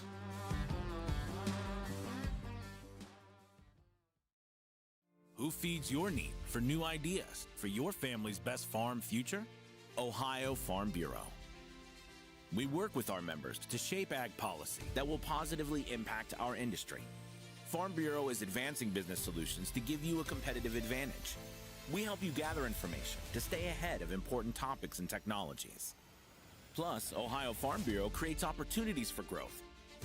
Ohio Farm Bureau, feeding your need for new ideas. Hey, you're back. What a great race. Lane of Stone. Just looking at his lifetime tabulation, 820,156 lifetime starts. That averages probably about $3,000 a start. That's quite a nice animal. And of course, during his off time, he's used for breeding. And Harry Horowitz of Brooklyn, New York, has owned him his entire career. As he was a breeder, and along with his wife, Iris Horowitz. Congratulations, Mark winners. Keeping the old horse going, keeping him in shape. And tell you, when you have a grueling schedule, and this is like 30 starts a year, that's quite a bit of racing for one horse. And going back, I was just thinking about years ago, I had a little horse, he was by Lenny Bird out of Cable Lane by Tankard. Now, if anybody knows that, I don't even know the breed, and I had the horse, but he ended up racing up in Fredericton, New Brunswick. One year he had 57 starts, and the next year he had 64 starts. And he had a great year. I think he won 19 races up there. Fastest time, 2:04.4. That was up in Fredericton. And was a great little track up there. That's where Earl Avery hailed from, who had Meadow Skipper. And he had raced old Ray Helmsley at Greenville on the trot and the pace back in 1939, 1938, right on back then. But that's you're going back a few years, but that's those old tracks. That little horse there, he did that in the 80s, so that wasn't that long ago. But 64, I just shake my head. I said, wow. I said, that's a lot of starts for a horse. Here is our our ninth race, the Ohio Fair Racing Conference, the 2-year-old filly pace. Sponsored by First Citizens National Bank, a purse of $3,913. We've got no change here in race 9. The one Fearful Ginger, Drew Neal. 2 is Lover's Waltz, Pierce Henry. 3, Mount Camus and Emmanuel Miller. 4 is Girl on a Cash with Ryan Stahl. And the 5, Squaw, Curtis Harper in the sulky. That's the field for the 9th race. Second division of these freshman filly pacers, $3,900 on the line. But on the rail, Drew Neal for David Warnstaff. Fearful Ginger. This is a Fear the Dragon out of Ginger Shark, a shady Shark Hanover mare. Has had 2 lifetime starts and placed 3rd in both of those, so somewhat promising to get the season going. Last start out was the Better Time Mile at Wauseon, 3rd in 2:03. Final quarter, 28-1. Just over $1,000 made. Originally a $7,000 purchase out of the Buckeye Classic. Number 2 is Lover's Waltz. Robert Brooks, trainee, owned by Abbey Holdings of Apple Creek. 2 affiliated by Racing Hill. 13 starts, 1 win, 5 seconds, 2/3, $13,000 on the card. She was a Ohio Select yearling sale of $75,000. Pierce Henry in the sulky. Lover's Waltz, number 3. Mount Camus, Manny Miller is going to try for another win for Herman Hagerman. This is a Catch the Fire filly, looking to go 3 in a row. Was a winner at Burton and Wauseon. Timed the Better Mile on a new lifetime mark at Wauseon. Went not quite wire to wire there, but 159-4, $27,000 made, 6 wins and 11 tries. Number 4 is Earl Anaccash, and she's a Ryan Stahl trainee, driven by Ryan Catch the Fire, 2-year-old filly. 9 starts, no wins, 2 seconds, 2/3, 8,200, and she's 2 minutes and 2/5 last week. Our 5 horse is Squaw, Curtis Harper for Ron Stack. This is a lather up filly, still looking to make her very first win, but 9 starts has hit the board a total of 4 times, $5,900 made. Here's Ayers. They're off into pacing, and it's Mount Who rolls right to the lead. Girl and a Cash is there in second as they make their swing. Lovers Waltz in third. Squaw is pacing fourth, and Fearful Ginger is the trailer. They now move on into the backstretch, and out there with the lead, Mount Camus and Emmanuel Miller. Girl and a Cash. Ryan Stahl is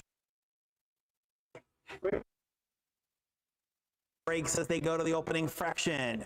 Then we have Lovers Waltz with Squaw and 30 and 1/5. On into the turn they go, and the lead Camus. They're in second. Girl and a Cash. It's a Lovers Waltz in third. Still pacing fourth is Squaw. The trailer, Fearful Ginger. No action here as they come down here to the half. And the leader, Mount Camus, is out there and on top. Girl and a Cash is still there second. Pacing third is Lovers Waltz. Then we have Squaw and Fearful Ginger. Halfway home in 102 and 4 as they move on into the turn. Mount Camus out there and on the lead. In their second, Girl and a Cash. Third, pacing in there to be fourth is a Squaw with Fearful Ginger. They're up the backstretch and on their way to the 3/4 mile mark of the race. The leader is Mount Camus in their second. Girl and a Cash. Squaw, then it's Lovers Waltz and Fearful Ginger. They pace by 3/4, 1:33 and 3. Moving down this final turn, Mount Camus still the one in their second. Girl the top of the stretch on a drive for the wire. Mount Camus in their second. Girl and a Cash. Squaw is there in third. It is Mount Camus almost home. Mount Camus, too much for these. Finishing second was Girl and a Cash. Squaw was third.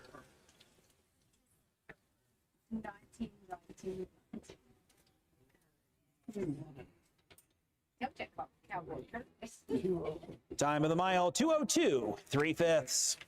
Scored of 29 seconds flat. He was just buggy riding, though. I think that was actually our third division. Our program does say the second division. I'm pretty positive we've already seen. The other division went 2, 3, and 3. Yeah, and the first one I think went in 2 minutes and 3/5. Or am I crazy? Did I write that on the wrong line? No. Race 1 was Freshman Philly Pacers. They went in 2 minutes and 3/5, and that was Liberty Bibberty, right? Yeah. Yeah, so that was our third division. Kind of fall in between there. But that was, I have 3, 4, 5, 2 unofficial. Looks good to me. Well, you agree with that? Absolutely. Everybody gets a check, though, just a field of 5 owners race. They come home in 59 and 4 last quarter, 29 seconds flat.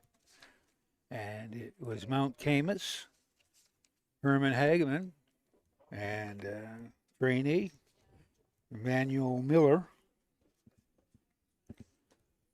Before Girl and a Cash, Ryan Stahl. And the 5 was Squaw.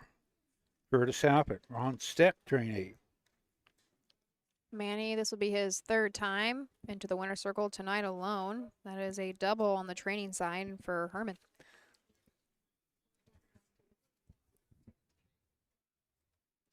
So our golf cart's a little bit slower getting over here this go around.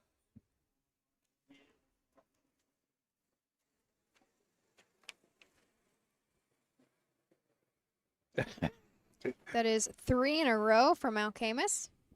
The Catch the Fires are having a great year this year. When he went up for stud, I was thinking of buying into him. Oh, and the what do they call it? The Syndicate. Yep. Yeah, Syndicate. and I says, well, and I had that mare. He says maybe I'll breed her too, you know. But I sold her, and I'm kicking myself. 3, Mount Camus, a 2-year-old bay filly by Catch the Fire. At Havana, gotta by American Ideal, owned by Hagerman Racing.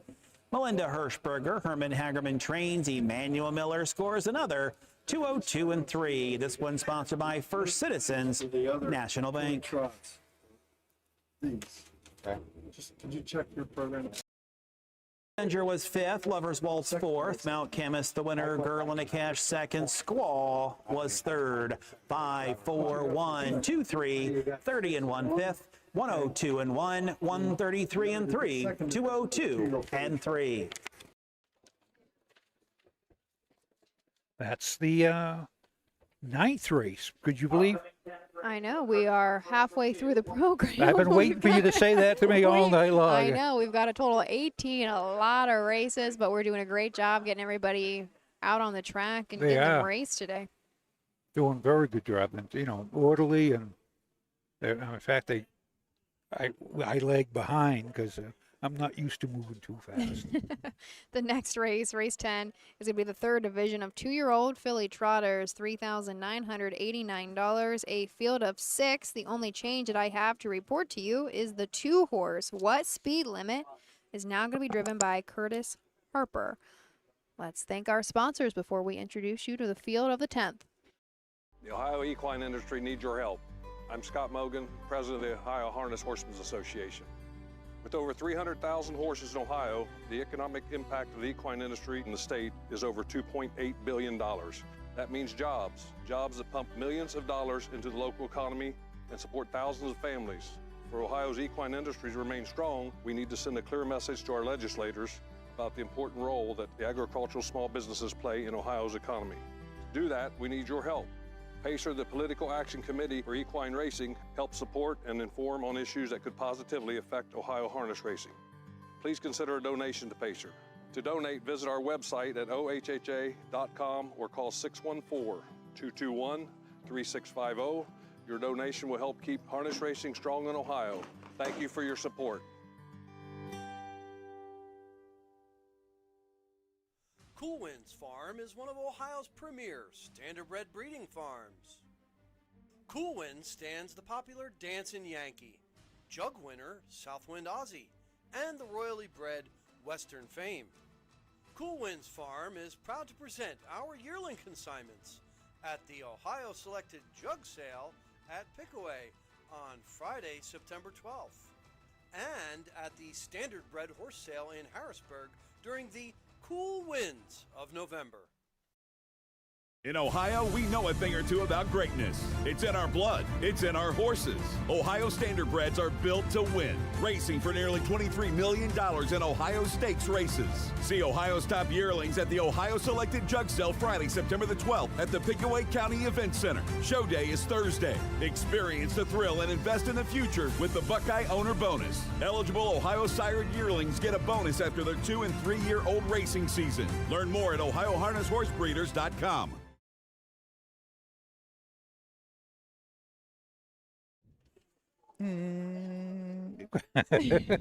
What were you going to try to sing to us, Tom? We're back.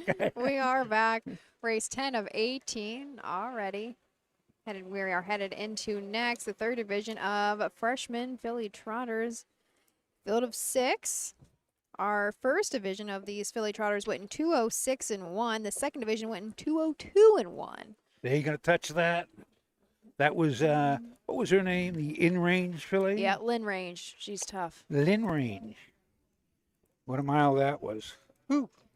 This is a decent little group here. We'll see. There are a couple heavy hitters starting a little bit, well, not really from the far outside, but I guess our 4-horse, even our 5 and our 6 have made quite a bit of money already on the year. But even the one on the rail is a Chris Beaver trainee. But every single one of these horses, I think, we'll get into them in just a moment, but they're minding their manners and making some money. I think everybody's made at least $9,000 already on the year. Yeah. And I say that they're not going to touch that. That's one of the best things that somebody's going to say, oh, is that right? You never know. But, looking at Princess Carolyn the 6, she got a mark of 59 and 4. She can do it. And, even the Scioto, the creatine doll. Do you want to maybe introduce us to the rail and we'll just get going? We'll just go right ahead. Let's go. Number 1 is a faster horse, is Chris Beaver trainee for Chris Beaver. And the handler, you know who I'm talking about, Fleming of Ontario. This is Muscle Up the Goal out of Fantasia Flurry by Swan Farrell, 6 starts, 1 win, no seconds, 2/3. I made 12,000, got a mark of 2.5 at Berea, and this was been racing at this down at Siona, the Ohio Stakes. This is a good filly. Number 2 is. I think we are gathering for the post parade, so I'll keep my eye out here. But the 2 horses, What Speed Limit?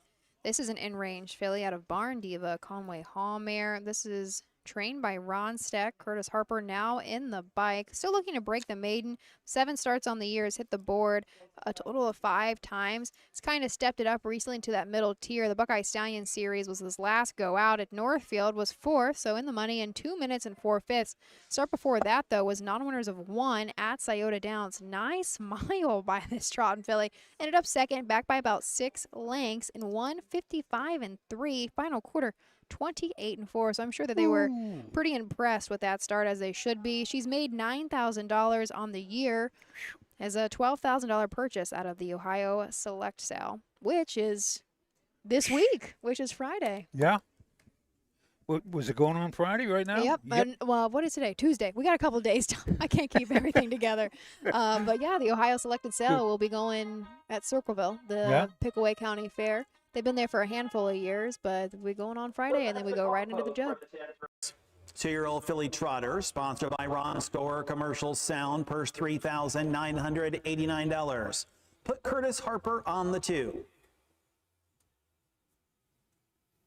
Here is the field. 1 Faster Horses with Christopher Beaver. 2 What Speed Limit? Make the driver Harper. 3 is Hill on Wheels with Emmanuel Miller. 4 Creatine Doll, Jeff Nysonger. 5 No Approval Needed, Ryan Stahl. And the 6 Princess Carolyn, Drew Neal in the sulky. That's the field for the 10th race, Curtis Harper. Number 2. So. I'm finished. You can go ahead with the 3. The 3 in the 10th race? In the 10th race. I'm right. Hill on Heels. Herman Hageman, trainee. This is by What the Hill out of Pole Dancer by Majestic Sun. 9 starts, no wins, 3 seconds, 1/3, 9,300 the card. Owned by Spring Haven Farm, or Utica, Ohio. The pride of Utica, Ohio. This does show mile in 2, 3, and 4 at Northfield, and a Buckeye Stallion Series. She made a break and still finished 5th. Manny Miller is in the sulky. Hill on Wheels. Number 3, and number 4 is. We've got Creatine Doll. This is one that's hard to miss. A Roan Creatine filly. Mark Winter is going to send out Jeff Nysonger to make the decisions here. 11 lifetime starts, 5 wins, 2 seconds, 1/3. Coming up a second place finish at Kitten. $21,000 made. No approval needed. Nice filly by Uncle Peter. Ryan Stahl is in the sulky. He trains, owns part of, one with Steve Reese, and got 10 starts. 5 wins, 5 seconds. She's been on. This is it. Oh my God! It comes down to number 6. Princess. Yep, it's Princess Carolyn. True Neal for Rosie Weaver has been starting in the Sire Stakes. Made $26,000 just a single win in 8 tries. Let's see if we can do it here today. Here's our announcer. Here off and trotting in Faster Horses on the inside. Tries for the lead. No approval needed. Right there is Creatine Doll as they move around the turn. Then on the outside, Princess Carolyn. Then we have 2 breakers, What Speed Limit and Hill on Heels, as they now move on into the backstretch. And out there with the lead, Faster Horses. Princess Carolyn is right up on the outside in 2nd. It's Creatine Doll in 3rd. In their 4th, no approval needed as they trot by the opening quarter. Faster Horses leads them out there in 31-2. Princess Carolyn is there in 2nd, in their 3rd, Creatine Doll. Then we have no approval needed. Then we've got the 2 breakers back there, What Speed Limit. And that trailer, Hill on Heels, as they move down here to the half. So Beaver leads the way. Faster Horses is out there and hot to trot by a length and a quarter. Princess Carolyn is there in second. It's a Creatine Doll who's third. No approval needed is fourth. Further on back, What Speed Limit and Hill on Heels. 1 minute 4/5 is the halftime. As they head on into the backstretch, and the leader, Faster Horses, has that lead in their second. Princess Carolyn. Over there in third is a Creatine Doll to the outside. No approval needed. As 3/4 mile mark of the race, Horses is out there. The one to knock off on the outside is Princess Carolyn, 1:31.4. Right there is Creatine Doll. Then over there to be next is a no approval needed, who's looking 3 wide. They're at the top of the stretch. Faster Horses trying to see it through. Princess Carolyn is on the outside. Also coming on, no approval needed. Princess Carolyn. Princess Carolyn trots on to win. Faster Horses in their second. No approval needed. What's third? 203 and 3. 203 3/5. Pretty decent mile put up there by those freshman fillies. 2:03 and 3/5. We have going to our half in 1:04. Curious to see if we'll have any correction on that one. We get the final rundown, because those fractions were a little all over the place there. But I mean, they were going head to head though between not What Speed Limit. That horse did make a break, but Faster Horses and Princess Carolyn going to that quarter pole. I didn't know who was gonna end up getting the front there, but Princess Carolyn took the pocket trip. It was the Beaver and the Weaver, head to head, on the last turn. As actually said, the fractions, we got to go there, because I was going like, wait a minute. Yeah, it was a little weird, but You never knows? know. It's possible. And Princess Carolyn, I'm actually kind of surprised. I don't want to say surprised. It's, been on the sire stakes level. Nice horse. Actually did very well in the state fair at the end of July at Scioto Downs. Was second in 157 and 2. But just taking a look at lines, Faster Horses has just gone faster. Actually, last start out was a whole second faster than Princess Carolyn, but They're going good miles. It's just that really tough racing. What have we lost? I think I just dropped my pin down the abyss of the grandstand. I've got extras, so I'm not too worried about it. But I think I will not get that one back. Here's Drew Neal into the winner's circle for the first time today at Upper. From race 6, Herman Hagerman Barn. In the winner's circle after winning the 10th race, the 6th, Princess Carolyn, 2-year-old brown filly by Creatine. From Social Success by Credit Winner on by Rosie Weaver, Heartland Acres. Rosie Weaver trains Drew Neal, the winning driver, 2:03 and 3. This one sponsored by Ron Store Commercial Sound. I don't know. Faster Horses was second. What Speed Limit 5th. Hill on Heels 6th. Creatine Doll was 4th. No approval needed 3rd. Princess Carolyn the winner. What is this? 2, 5, 6, 4, 3, 1, 31 and 2, 1 minute 4/5, 1:31 and 4, 2:03 and 3. It's going to make us official for the 10th. 6, 1, 5, 4 across the wire. No change in times there, so I guess our fractions were just a little funky that race. They went the 29 and 2. They go 20. Is that 29 and 2 for the second? Yeah. Yeah, no, Yeah, they were 29. stepping. They were stepping And, to the half, but then slowed down a little bit on that back half. But that was even a while. Yeah, that quarter and 31. They came home in 30, 1 and 4. So, why, hi there. And that was our 10th race. Actually, daily 10th race. I know, official. Now it's down with the official. Now we go down 11, 12. We still have 18 races. I would say we have 18 for the night, not 18 more to go. 18 more races. Well, when I was a boy, we used to have 36 races for the night. No, but that's the 10th. This 11th race is the 3-year-old filly pace, 3rd division. We got 5 in it to win it. We shall return after these few messages. Own a little and love it a lot. Thestable.ca is an award-winning fractional ownership operation. Buy as little as 1% of a racehorse and experience 100% of the thrill. Thestable.ca makes ownership easy, accessible, and affordable. Communication and customer service are at the heart of everything we do. Get started at thestable.ca.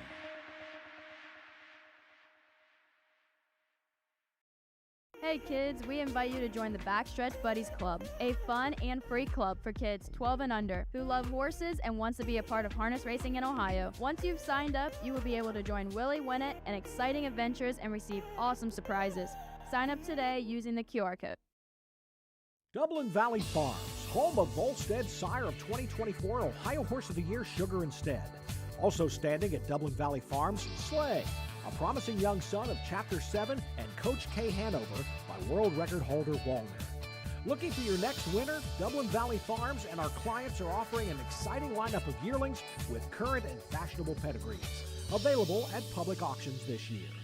Backed by a team that cares, Dublin Valley Farms, Fredericksburg, Ohio.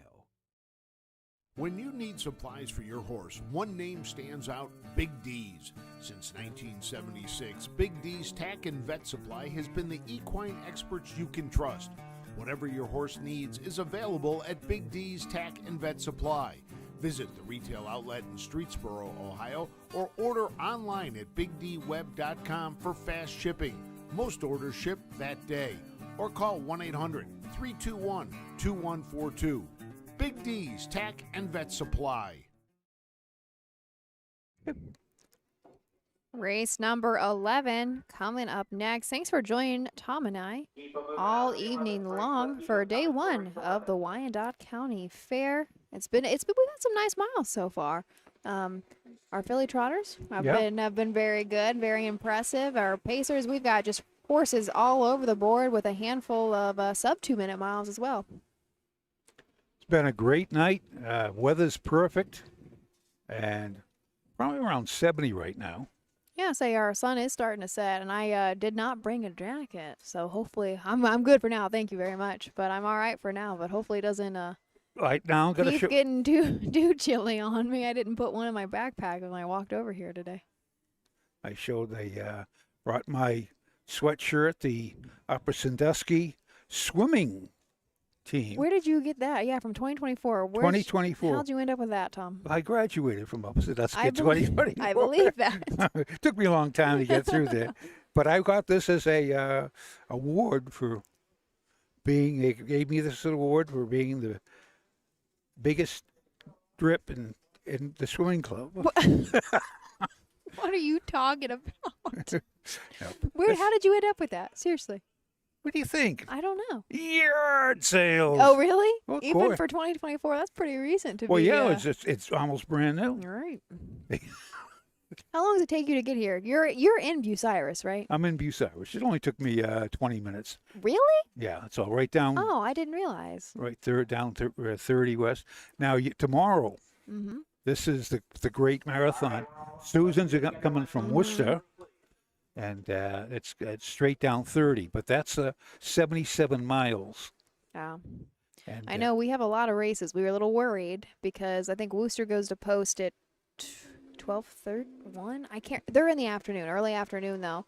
Guess I've got my hub so I can confirm that.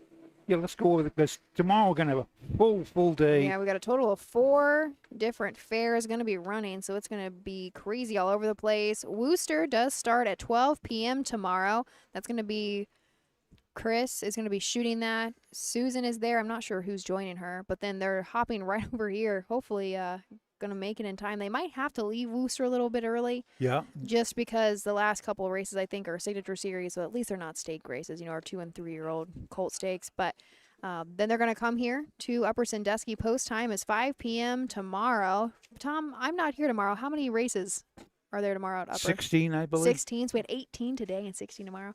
Where do all these horses come from? That's what people say. Where they come from? We've got lots of horses. And saying I'll be at Old Washington tomorrow starting at 12:30. We got 15 there, and then Montpelier actually goes at 1 p.m. too. So we are just stacked all over the place. Sponsored by McWin Farms. 3-year-old filly Pacers, a purse of $4,715 in this race. No change.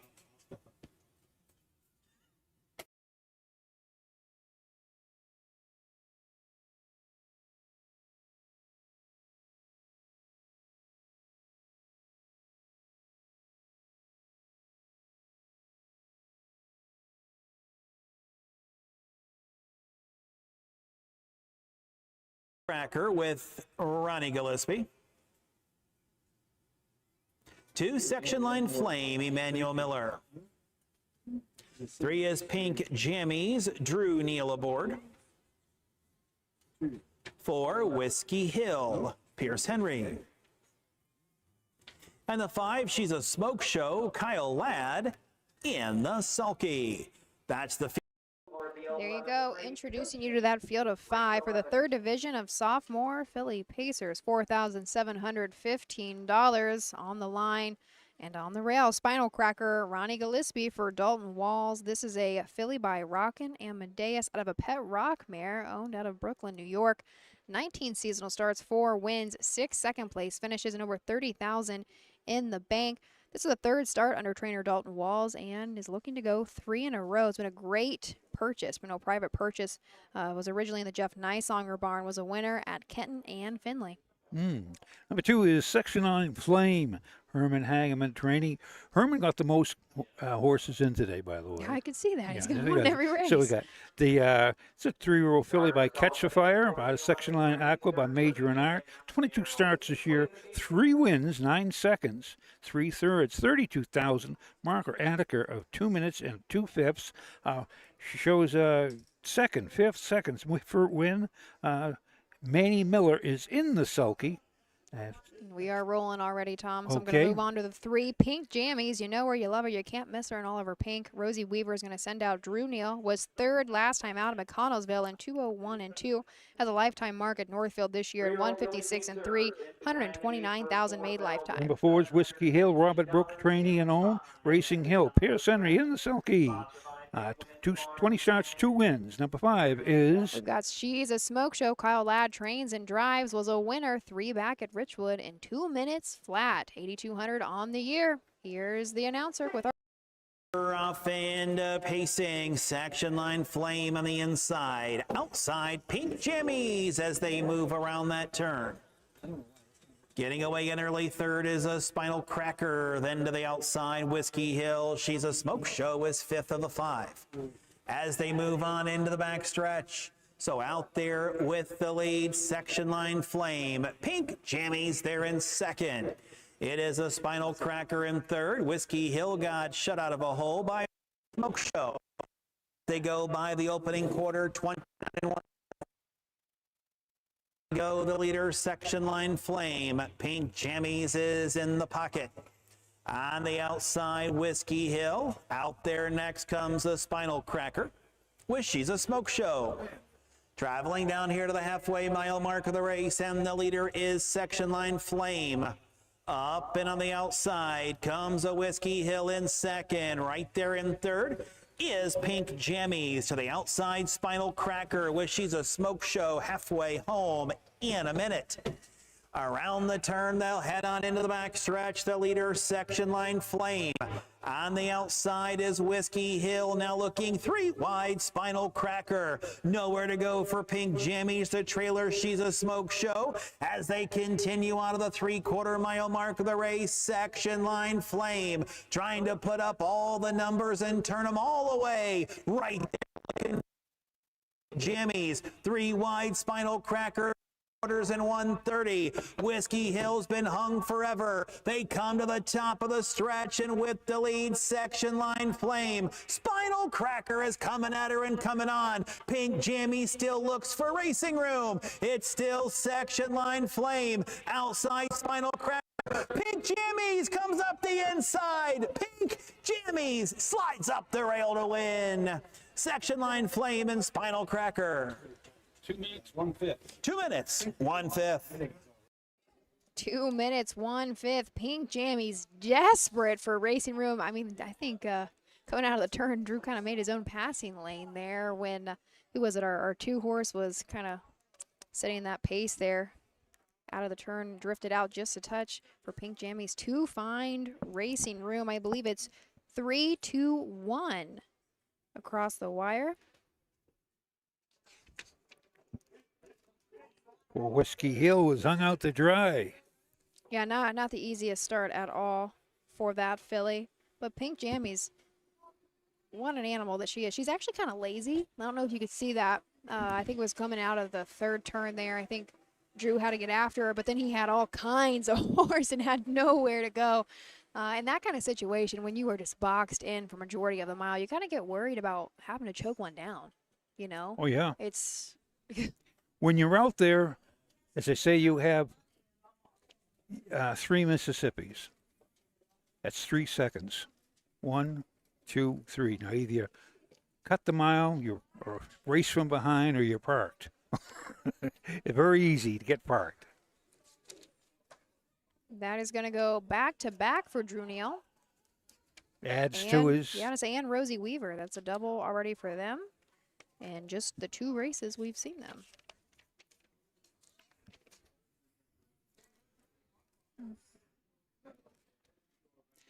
It's again, Drew Neal.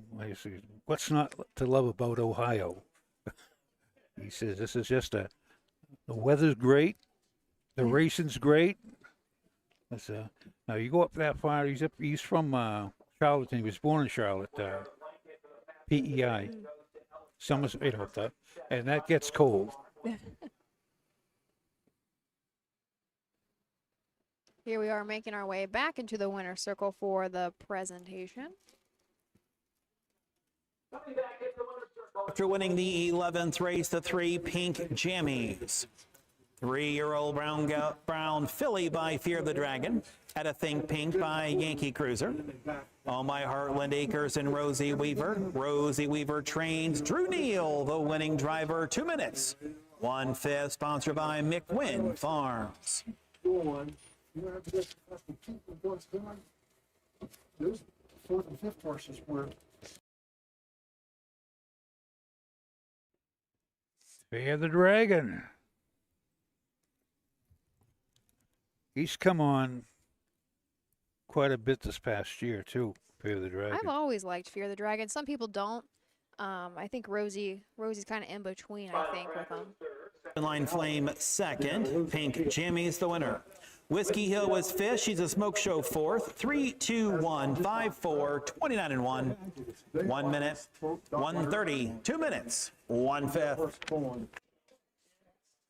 Say some people do not like Fear the Dragons. I've heard that from quite a few trainers. We've only actually had one in our barn, and my mom kind of went sour on one because we couldn't keep him sound. He wanted to go, though. He only made it to the track a couple of times. But man, did he want to race. And his feet just couldn't keep up with him, unfortunately. And so that's kind of where his career went. But I like them. I think that they're more than game. But not everybody feels the same way, right? There's some trainers that get along great with a certain stud, a certain offspring, and others that just don't. I will just quickly add this. Somebody asked me, what do I think about Sweet Lou? Okay. And my experience with the Sweet Lou is a lot of them kicked. I do not like kicking horses, especially when you're not looking at them and they kick. But I says, I really don't. And of course, Sweet Lou come out to be Sweet Lou. He's now the sire of Lou Print, who's a favorite for the jug. Yeah.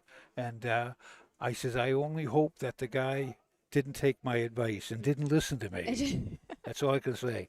But you never know. It's just one man's trash is another man's treasure. Something like that. Isn't that like an Antique Roadshow or something like that? All right, we shall return for the 12th race. This is a Signa Series trot. We have 5 horses in here, and Ashley and I will go over them after these few messages.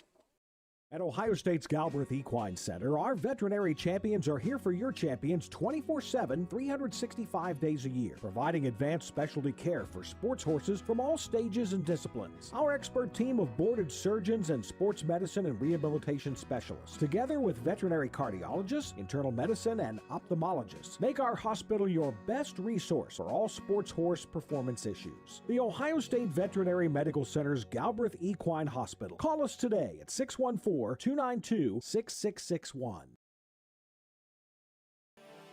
The roots of harness racing are born at the county fair. For over 150 years, people have gathered to watch horses battle it out for fame and glory. Catch the thrills this summer at an Ohio Fair Racing Conference County Fair. The OFRC races at 22 fairs in 20 Ohio counties. Trotters and pacers put it all on the line to be called the best in the Buckeye State. The Ohio Fair Racing Conference, where the path to greatness begins. Midland Acres is proud to stand the prominent stallions, TCI, Long Tom, Ready for Money, Monty Mickey, Summa Cum Laude, and Bit of a Legend. With such great pedigree and speed in the stallion barn, Midland Acres will provide a diverse group of top yearlings in the sale ring for 2025. Visit us this fall at our consignments at the Blooded Horse Sale on August 26th, the Ohio Select Jug Sale on September 12th, and the Lexington Select Sale on September 29th through October 3rd. Let Midland Acres' experience in the industry lead you to the winner's circle. Race number 12 up next be the second division of the Signature Series Trot, named in memory of Robert and Annie Brown. $2,000 and 5-horse field for this one. Tom, we've talked about the Ohio Selected Jug sale coming up this Friday. You don't buy babies. When's the last time you bought babies? Didn't you a few years ago have something young? No, I had bought two 3-year-olds. Oh, 3 I year, was okay. going to buy, but and I was going to breed, but just things that went sideways. Yeah. I should have started. That happens in the horse industry. I should have doesn't it? started drinking again. It would have been better. I would have had an excuse. But yeah, this is on 28th. The 12th. The 12th, excuse me, and the Lexington. I got to get myself a book, but I always like to go through the yearlings, and you see, incidentally, when you go look at, What are you looking for, Tom? when you go look in the breeding, Mm-hmm. and you go, one of the things you do look for is the bottom line, which is the mare, that foundation mare of the family. And of course they say Minnie Tonka and the Miss Tillies and all that, but Noble Land Sam Yeah. is an old thing. His from the family of Minnie Ha, I believe, which is all back in there. But that's the whole family. His dam produced the dams. We went back to the Spinster, the old maid, and they produced Dancer Hannah with the first $100,000 yearling ever. Storm damages, just the amount. But some beach somewhere, excuse me, not some beach, but down by the seaside, I believe his dam, bottom line, goes back to Lydia Knight, which is another great family, Night Dreams and all that. And those horses are destined to be good sires on rule of thumb. But always look for the bottom line. Look for the grandmama. That's the most important thing to look for. If you come from a good family, you might be a good horse. Might be. You're right. Might be. might be. Everything might be a good race Everything's horse. a might be. That's why we go to these sales, right? And we spend so much money on these things sometimes. But I kind of got a different look of the industry earlier this year with the Freshman Focus. I got to hang out with Roger and Matt when we recorded all of those. And Roger, tends to ask everybody, like, what do you look for? The sire or the dam? Yeah. And, of course, if you're not a good racehorse, you're not going to be a sire, right? You're not going to stand stud. That's kind of proven. Don't really have to argue too much with that. But there are some trainers who don't care about the dam. Absolutely. And I think, if I remember correctly, Virgil Morgan's one of those. He doesn't really care what the mare is, what she did in her career, if she even raced at all. He cares about down by the seaside, so on and so forth. But his son, Trey, who's more or less his, right-hand man, is very big into pedigree. Very, very, very heavy into pedigree. So it's going to be interesting. Every year is different.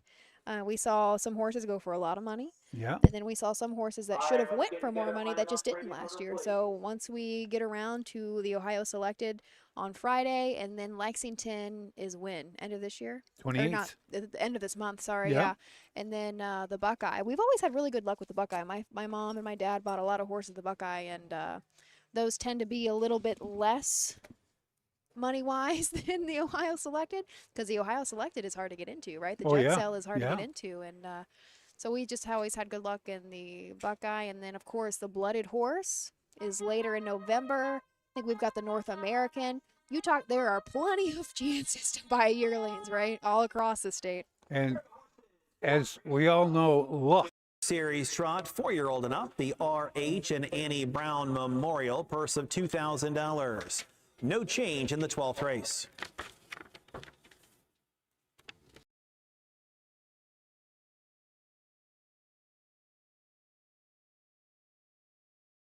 Sword with Emma Wahlberg. 2, My Pal Sparky, Cameron McCown. 3 is Long Tom, Jess, and Drew Neal.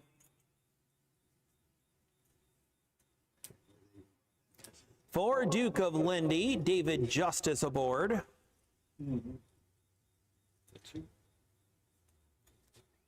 And the 5, Hit Like Crazy, Hank Levan in the sulky. That's the field for the 12th. A field of 5 for our Signature Series trot, 4 years old and up. If you were tuning in earlier, this is the second division. The first division, I mentioned that Jess McCowan, I think, won this memorial last year because it's in her grandparents' name.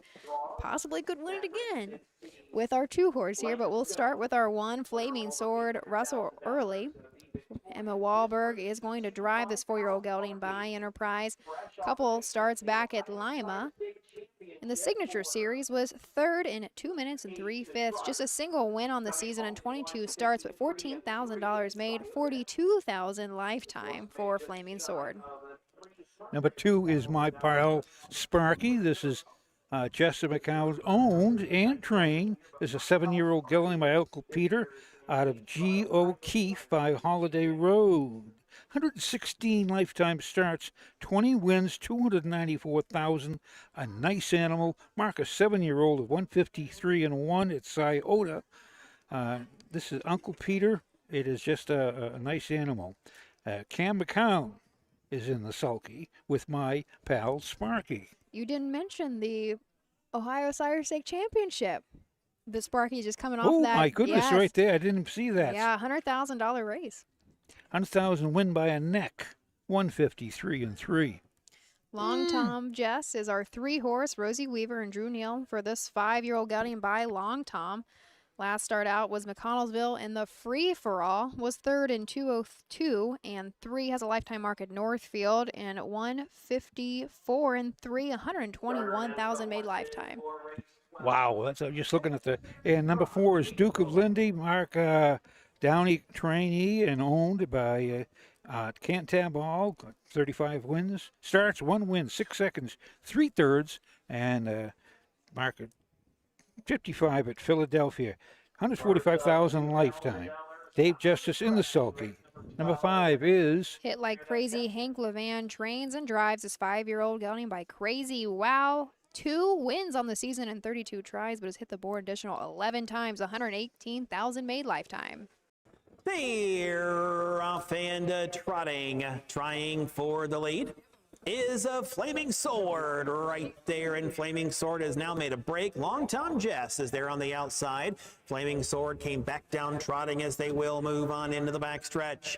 Hit Like Crazy is in 3rd. Then it's My Pal Sparky and Duke of Lindy. They're a bit strung out as they go to the opening fraction here, and Long Tom Jess strides out to get the lead in their 2nd, Flaming Sword. Then you'll find Hit Like Crazy.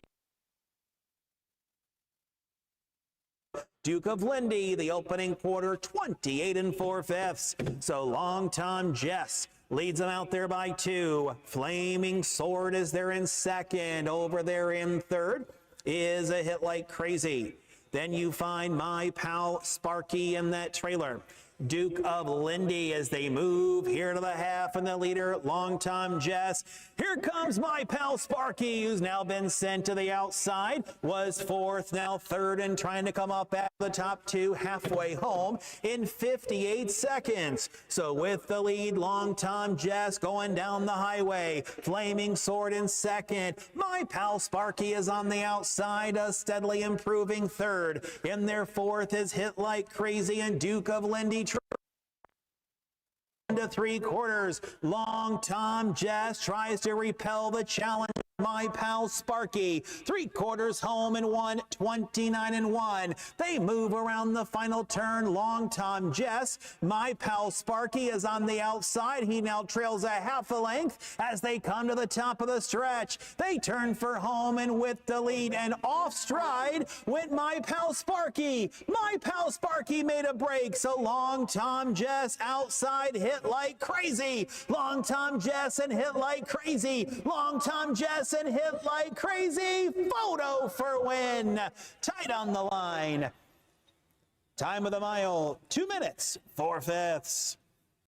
Ashley? I'm not going to. Usually I can be pretty confident, but that one was tight to the wire between who? The 3 and the 5, right? It was Hank Levan and Drew Neal.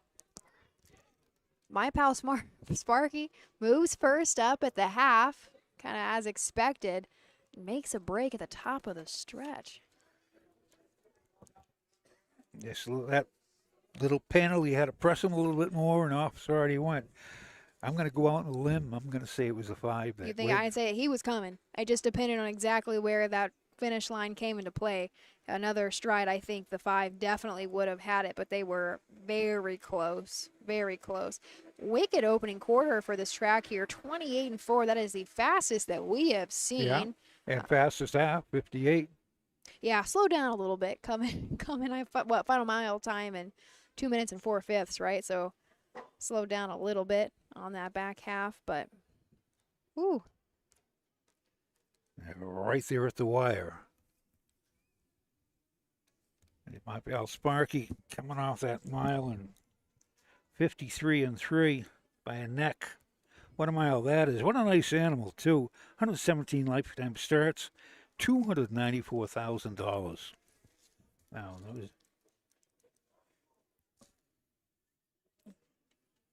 and the best thing, owned by Jessica. Yep. Herself. I know when you win that kind of money, going for $100,000, of course, if you're the winner, you're 50% of the purse. But it helps drastically if you're owner, if you're the sole owner, right? Like that is all your money. Absolutely. It's one thing you when you're training and driving. I think the trainer gets 5%, the driver gets 5%. So like any money helps. It's great. You don't do it just for that 5%. Of course, you're paying a training bill. Somebody's paying a training bill, etc. But when you own that thing that you train that does so well, man, puts the money right in your pocket. And it's like I know a gal and her and her husband, they had the horse. In fact, they had them on. They named their stable the stable. I can't say who. Ayers just told us who took it and did not catch it. Hank is, well, I don't know. Hank's might be turning around here. Drew's in the infield. We got 2 golf carts out there. Here, we'll turn Ayers on, please. No. Oh, it is a 5. Wonder why Hank turned. Wow, out of house. That Ruth built by Muscles Yankee Yeoman Nathan Miller. Hank Levan trains and is the winning driver. 2 minutes, 4/5, the R.H. and Annie Brown Memorial. So Flaming Sword was 5th, placed 4th. My Pal Sparky, 4th, placed 5th for a violation of the braking rule on an extended run through the stretch. Long Tom Jess 2nd. Duke of Lindy 3rd, Hit Like Crazy the winner. 5 place 4, 4 place 5, 2, 3, 1, 28-4, 58, 129-1, 2 minutes, 4/5. But yeah, that was a We'll go official 5-3-4 across the wire. Hank Levan into the winner's circle. He's going to double up as driver and trainer already on the card. What a great year the Hank has had. I mean, he's running second right now, but still, he's had a good year. We talk about it, you know, he was mostly at the fairs super early on, but he's got horses doing so well throughout. So when he's been racing at pari-mutuels, of course, you're not at the fair. And that played a heavy role into him kind of losing that hold that he had on the leading trainer early on in the season. But he still does very, very well for himself, doesn't he? And their operation is a nice looking outfit too. I mean, they come to the fairs, they'll have 8 horses, and they'll get there, they'll set up their own awnings, etc. like that. And it looks good. Looks like we won't call it the Grand Circuit. We'll call it the mini Grand Circuit. But that was a great race, and of course, too bad my pal Sparky, but hit like crazy. That was his 8th lifetime win. Now got over 120,000 earned lifetime. So now we're coming up the 13th race, is 2-year-old filly pace. The 4th division, we have 5 young lasses in here, and we shall return after these few fine messages. With more than 300,000 horses in Ohio, the economic impact of the equine industry in the state is over $2.8 billion. Much of that value comes from standardbred horse owners, breeders, trainers, and drivers who participate in the sport of harness racing. The mission of the Ohio Harness Horsemen's Association is to preserve, protect, promote, and serve the entire standardbred industry in Ohio and beyond. To learn more about the Ohio Harness Horsemen's Association, go to OHHA.com. That's OHHA.com. This September, the thrill returns to Delaware, Ohio. It's the Little Brown Jug. World-class harness racing, heart-pounding action, and unforgettable fun. Join the tradition. Feel the roar. Be a part of history. We have several hospitality and ticket options, including the new Jug Social Club. Please visit littlebrownjug.com or call 1-800-DEL-FAIR. The Little Brown Jug, where champions are crowned. Wallem Racing has been racing and breeding winners for over 5 decades, specializing in the development of young horses racing in Ohio. We are currently looking for new partnership opportunities as the fall sales approach. Our facilities feature a half-mile all-weather track, a sand track, beautiful turnouts, and everything that is needed to set your next quarter filly up for success. Want to own your next resource and have fun doing it? If so, contact us today and join in on the thrill of Ohio harness racing.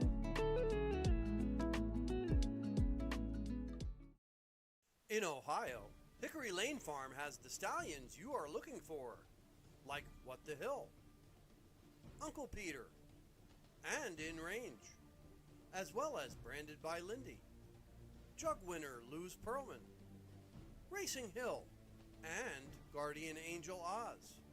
Hickory Lane will offer a host of Ohio-sired yearlings this fall, including 6 by In Range, 5 by Uncle Peter, 4 by Guardian Angel Oz, and 1 by What the Hill.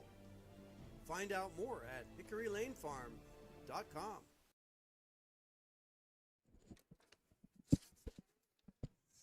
Welcome back. We are on race number 13. This is 2-year-old filly pacers, the 4th division. I believe it's the final division. Yes. I don't know. I haven't even looked at the end of the program. We still got I 5. think we should be, right? Because, I don't know, Tom. They start to run together after so many. I think this is the 4th and final division. Anyway, we're going for $3,913. We have, number 1 is Delta Lady. She is a 2-year-old filly. That'd be a good guess. She's by Catch the Fire. Out of Sugar on the Beach by Roll with Joe, owned by Jeff Fout Racing, Roger Bernstadt, Carsey, and Haynes. So 12 starts this year, 7 wins, 3 seconds. Nice little filly. Mark 11 on 2 minutes and 4 fifths. That's 34,000. This is a trainer. She shows Time for the post parade.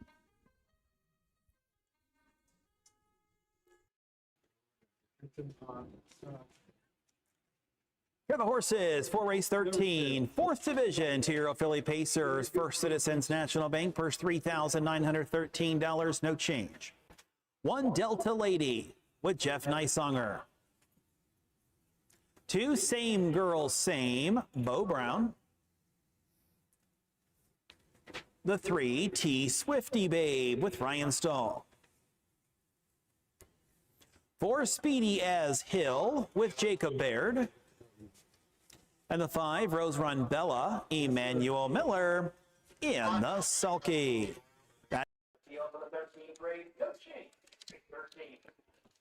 There was your post parade of race 13.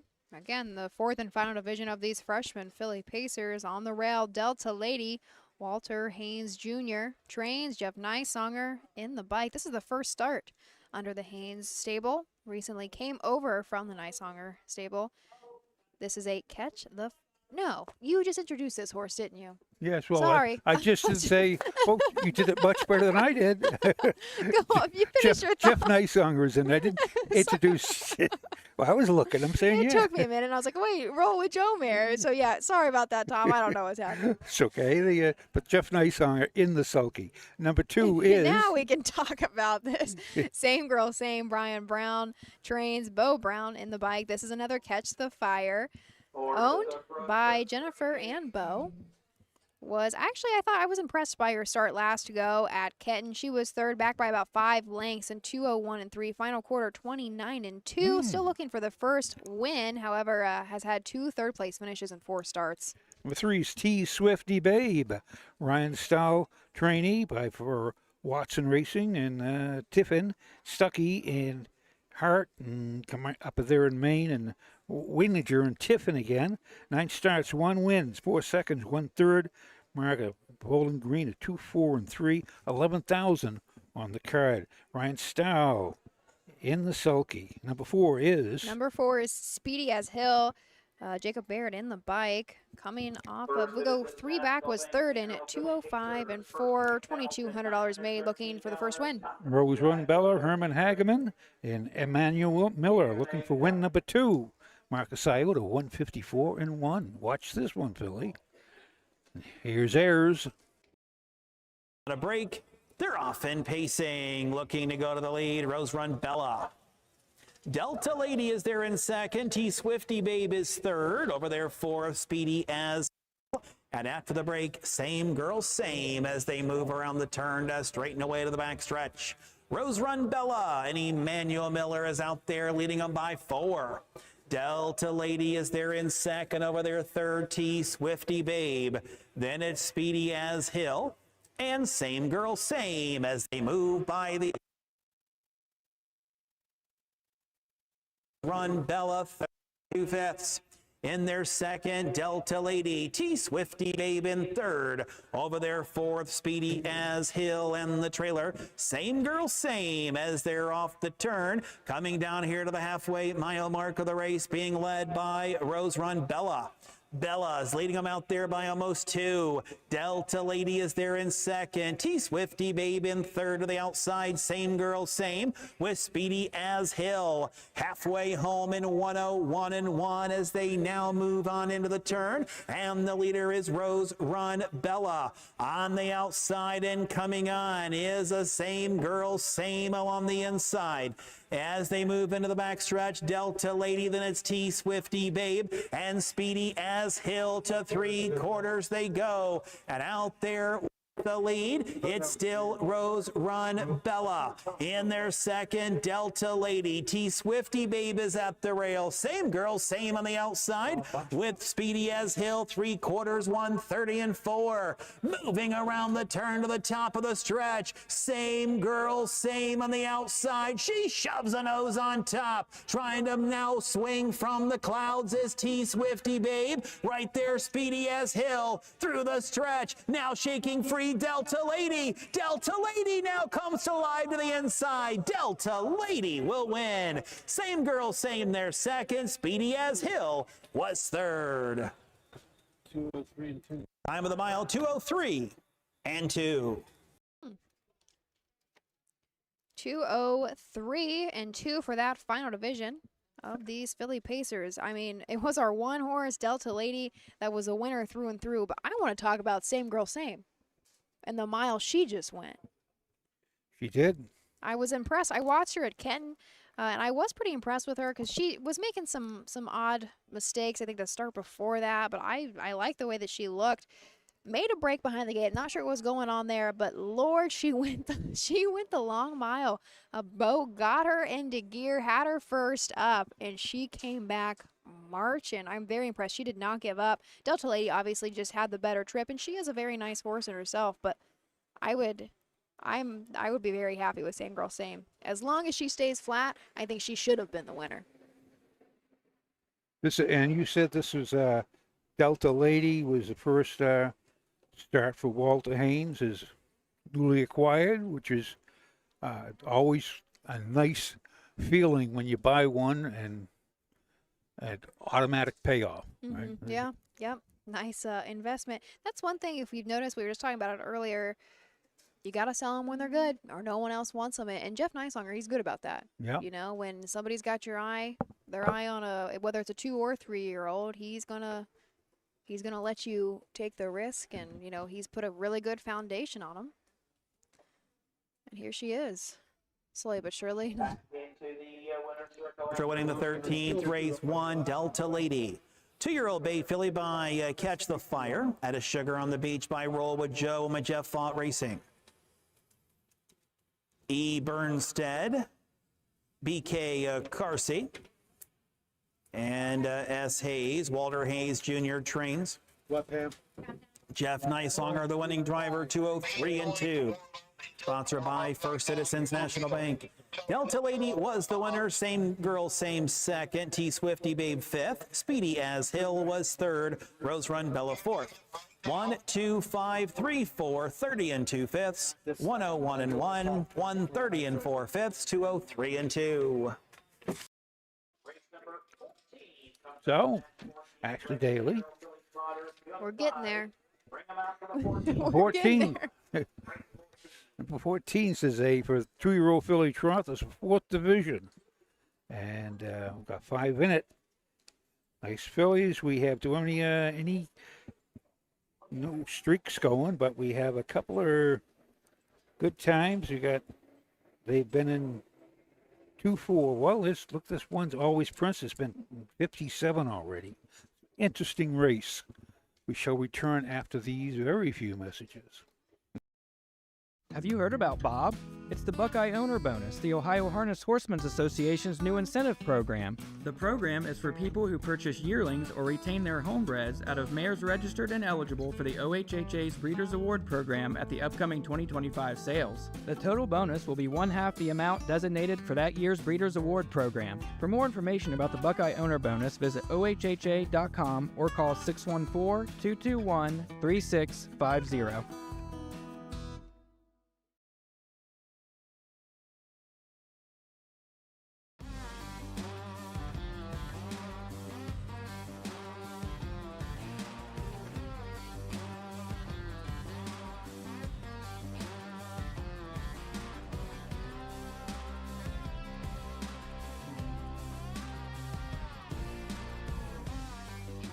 Do you want your horse to shine in the winner's circle? Feed DAC oil. It makes a world of difference.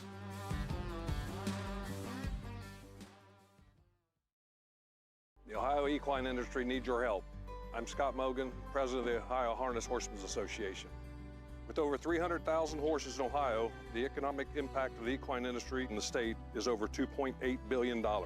That means jobs that pump millions of dollars into the local economy and support thousands of families. For Ohio's equine industry to remain strong, we need to send a clear message to our legislators about the important role that the agricultural small businesses play in Ohio's economy. To do that, we need your help. PACER, the Political Action Committee for Equine Racing, helps support and inform on issues that could positively affect Ohio harness racing. Please consider a donation to PACER. To donate, visit our website at ohha.com or call 614-221-3650. Your donation will help keep harness racing strong in Ohio. Thank you for your support.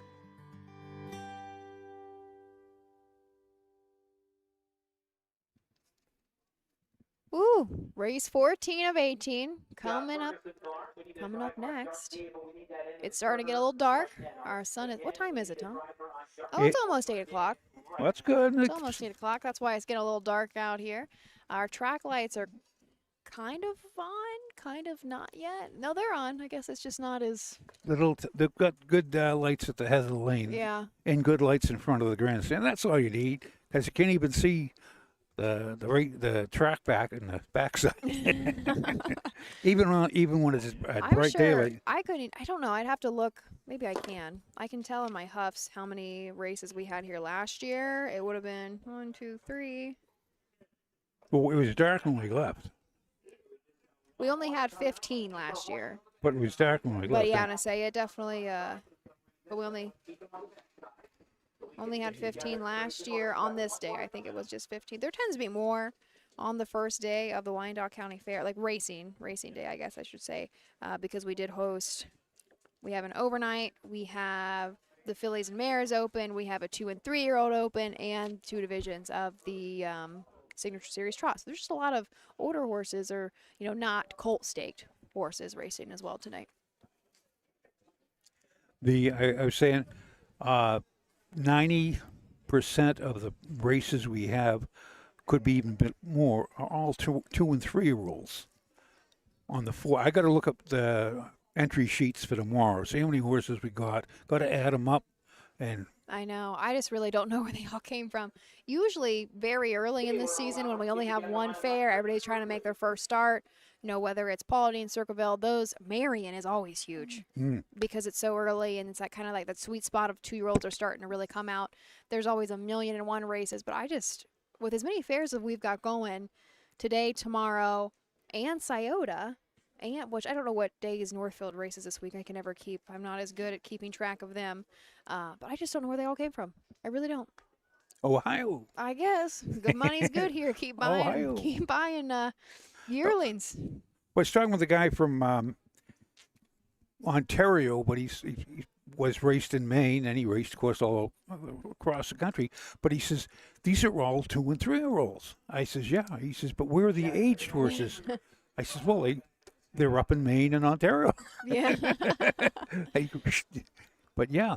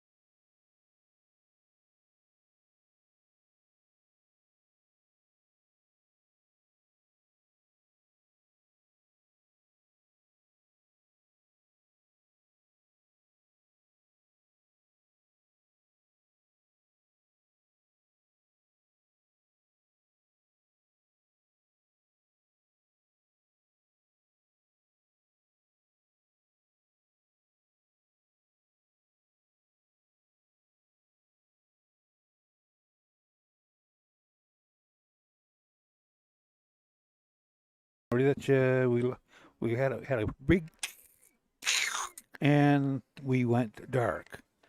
But the 14th race is official now, and the winner was Little Queenie. It was a good mile. Queenie sat on the Always Princess, cut the mile, and the one Ryan Stahl, and Little Queenie was sitting second. They went the quarter in 32-1, the half in 106-4, 3/4 and 138-1, a mile in 2:08-4. Last quarter 30-3 with the last half in 102. The official finish was 4-1-5. 2-3. And that was Ron Gillespie's training and driving double for the night. Actually had 3, but was disqualified with the other one. Don't talk about that. But that was a race 14, 2-year-old filly trot. That was the 4th and final division. Wasn't the fastest. The fastest was, of course, our Lynn Range, which, if you remember way back in the 6th race, he won it in 2-2-4. Fastest mile. Get that cooler to Lynn Range. Up the 15th race, this is the open pace for 3-year-olds and 2 or 3-year-olds. Open for 2 or 3. We have 5 in it. We have a couple of maidens, but it's getting dark, and I'm going to have to climb up by a light pole someplace. Number 1 is a Ruba Cat. This is a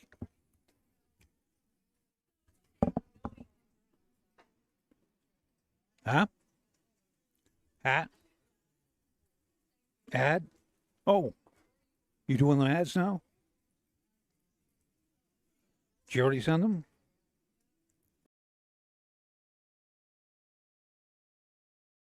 Who feeds your need for new ideas for your family's best farm future? Ohio Farm Bureau. We work with our members to shape ag policy that will positively impact our industry. Farm Bureau is advancing business solutions to give you a competitive advantage. We help you gather information to stay ahead of important topics and technologies. Plus, Ohio Farm Bureau creates opportunities for growth. Ohio Farm Bureau, feeding your need for new ideas. Cool Winds Farm is one of Ohio's premier standardbred breeding farms. Cool Winds stands the popular Dancin' Yankee, jug winner Southwind Aussie, and the royally bred Western Fame. Cool Winds Farm is proud to present our yearling consignments at the Ohio Selected Jug Sale at Pickaway on Friday, September 12th, and at the Standardbred Horse Sale in Harrisburg during the cool winds of November. In Ohio, we know a thing or two about greatness. It's in our blood. It's in our horses. Ohio Standardbreds are built to win, racing for nearly $23 million in Ohio Stakes races. See Ohio's top yearlings at the Ohio Selected Jug Sale Friday, September the 12th at the Pickaway County Event Center. Show day is Thursday. Experience the thrill and invest in the future with the Buckeye Owner Bonus. Eligible Ohio sired yearlings get a bonus after their 2- and 3-year-old racing season. Learn more at OhioHarnessHorseBreeders.com. Own a little and love it a lot. TheStable.ca is an award-winning fractional ownership operation. Buy as little as 1% of a racehorse and experience 100% of the thrill. TheStable.ca makes ownership easy, accessible, and affordable. Communication and customer service are at the heart of everything we do. Get started at TheStable.ca.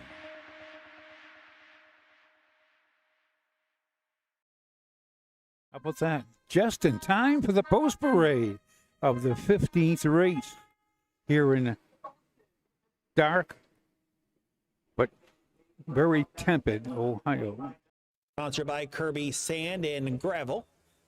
Braden Rhodes on the 2 and Jason Beatty on 5. One Aruba Cat, Michael Richardson Jr. You see that kid riding the 2 Rockin' Rachel Wolf. Driver change Braden Rhodes. 3 is Twinkies BB and Ronnie Gillespie. 4 Cherry Fireball with Daniel Korfman. And the 5 Dark Gable make the driver Jason Beatty in the sulky. That's The field for the 15th race. Rose on 2. Let's go a little quickie here. Michael Richardson Jr. is driving a Aruba Cat. He trains the, as well as the. No wonder I can't see. I got my The wrong glasses. wrong glasses of on. the 3 you have sitting beside you. I need a 4th pair. Get my magnifying glass. I need a big spotlight. There we go. Michael Richardson Jr., a well-said filly out of Monochromatic by Dreamway. Mike Richardson of Springfield, Ohio, is the owner. 8 starts, no wins, no seconds, no thirds. 1,400 has been in 2-2, and that was at Troy.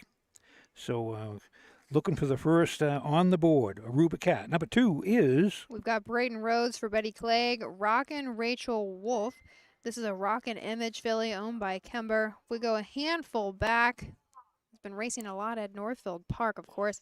And the fillies and mares, 15 with a tag. Non-winners a 2 with a tag. That's what that is. Was second in 157 and 4. Just 1 seasonal win.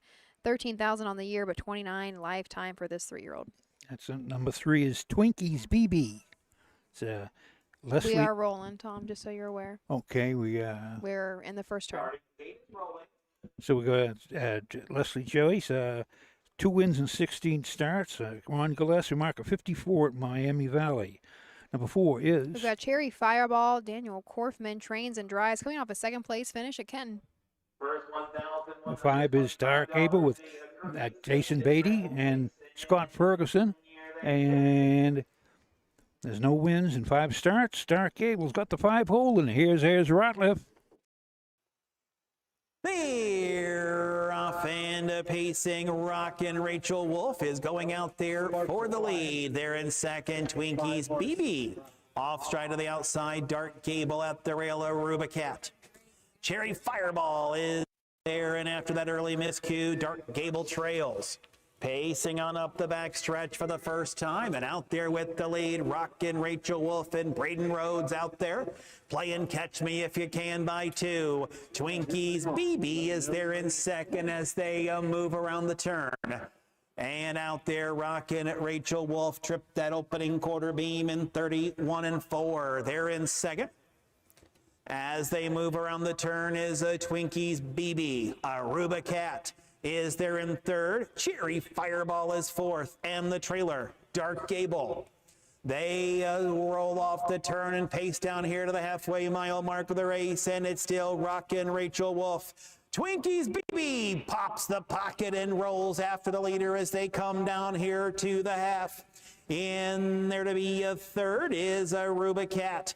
Then it's Cherry Fireball. Dark Gable still trails, moving by the half in 105 and 4. Rockin' Rachel Wolf has the lead. Twinkies BB is settling in there second, right where it started from. Aruba Cat is looking anxious in third as they swing up the back stretch to 3/4. Rockin' Rachel Wolf still looks to be in hand here. Twinkies BB second. Aruba Cat is third. Pacing fourth, Cherry Fireball. 3/4 home in 1:37 and 3.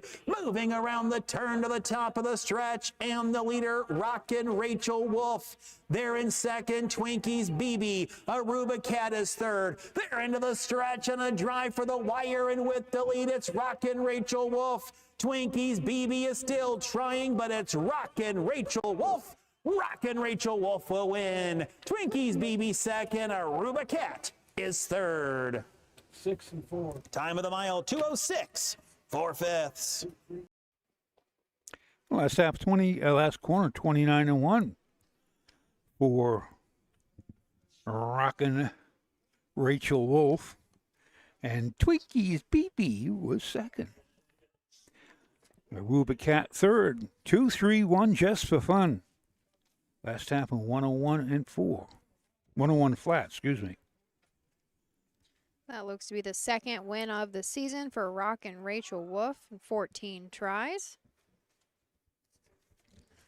Wasn't terrible last year as a 2-year-old. Just didn't have any wins, but still made almost 16,000 last year. It looks like she's wrapping up into shape once again. Been racing a lot there up at Northfield Park, mostly in the pari-mutuels. I don't remember this filly at a fair. No, I don't. She was at Buckeye Blooded Horse Sale yearling purchase of only 1,500, so she's picked up over 30,000. That's a good return for your money, right? Now, that's the Cleggs, Betty and Nick and Kimber.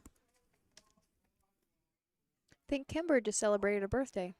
How old? I think 26. I just saw it on Betty's Facebook maybe a couple days ago. Well, happy birthday, Kimber. Braden Rose, we haven't seen him drive tonight, have we? This is his first drive? Yeah, it is. Made the first one a winning one. And this is also the first Clegg trainee we've seen dropped in today. She has a slow night. She's only racing 1 or 2. Wolf.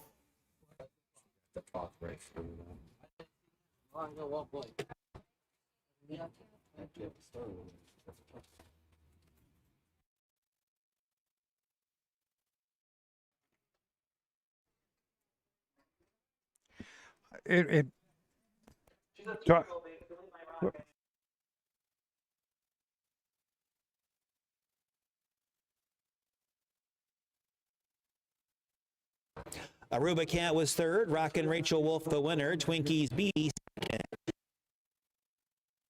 fifth. 3-1-2-4-5 on the bottom. 31-4. 105-4. 137-3. 206-4.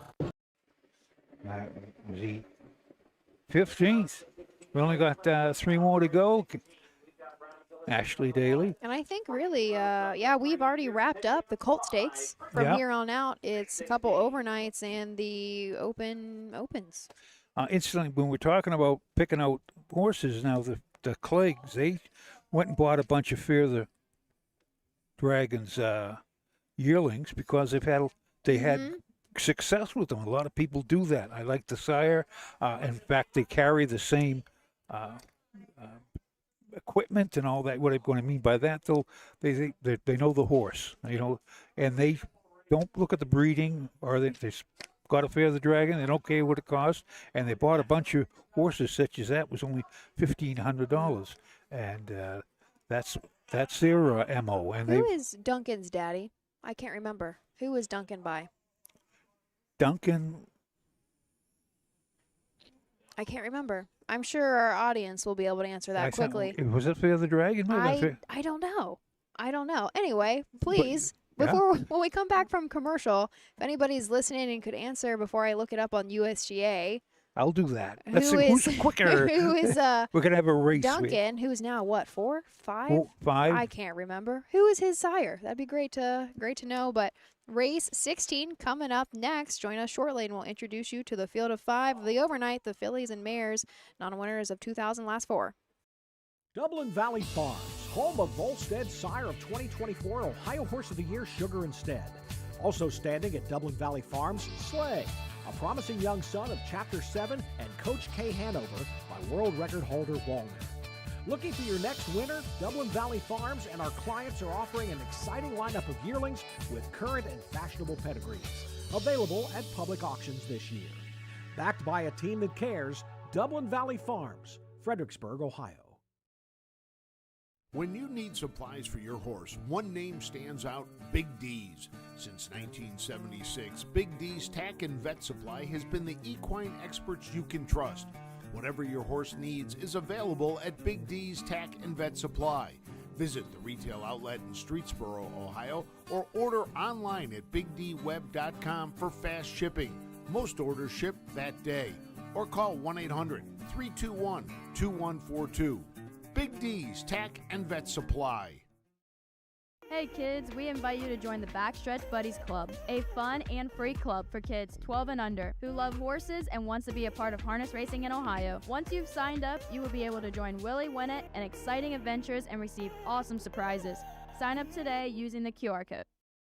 At Ohio State's Galbraith Equine Center, our veterinary champions are here for your champions 24/7, 365 days a year, providing advanced specialty care for sports horses from all stages and disciplines. Our expert team of boarded surgeons and sports medicine and rehabilitation specialists, together with veterinary cardiologists, internal medicine, and ophthalmologists, make our hospital your best resource for all sports horse performance issues. The Ohio State Veterinary Medical Center's Galbraith Equine Hospital. Call us today at 614-292-6661.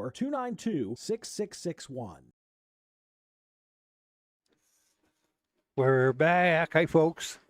We're checking on the sire. Oh no, I was corrected quickly. Let me see before I give everybody the Nick made sure that I knew who it was. If any of our viewers knew off the top there. Oh yeah, we had a ton of people who knew very quickly, and I knew very quickly. But Pet Rock, of course, and I can't believe I didn't know that because I should have known that. We have a nice Pet Rock this year, and hey, if we could be half the horse that Duncan has been, I will be more than happy. Now, Pet Rock, got to be old. How old's Pet Rock about? You're quizzing me, and I don't know how Betty and Clegg keep, or Betty and Clegg, Betty and Nick. Who? Keep all their horses straight because I can't even keep them all straight. He was born in 2020, so he's 5.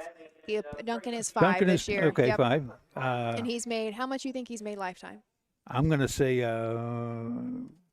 400,000. Oh, no. Try again, Tom. Come on. You got to respect this horse a little bit. 700,000. More than that.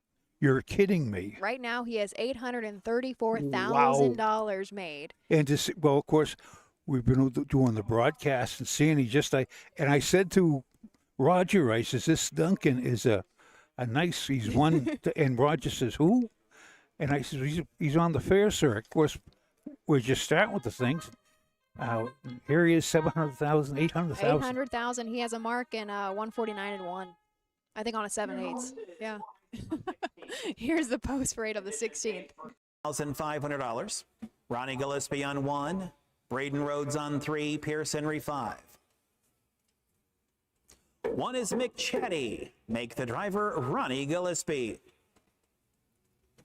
2, Molly Bloom. Cameron McCown. 3, Mystical View. Driver change Brady Rhodes. 4, Duck Dragon. Drew Neal. And the 5, Pretty Girl Dragon. Driver change Pierce Henry. In the sulky. That's the field for the 16th. Ronnie Gillespie 1. Beautiful, wonderful. Non-winners of 2,000 last 4. This is just mares and fillies.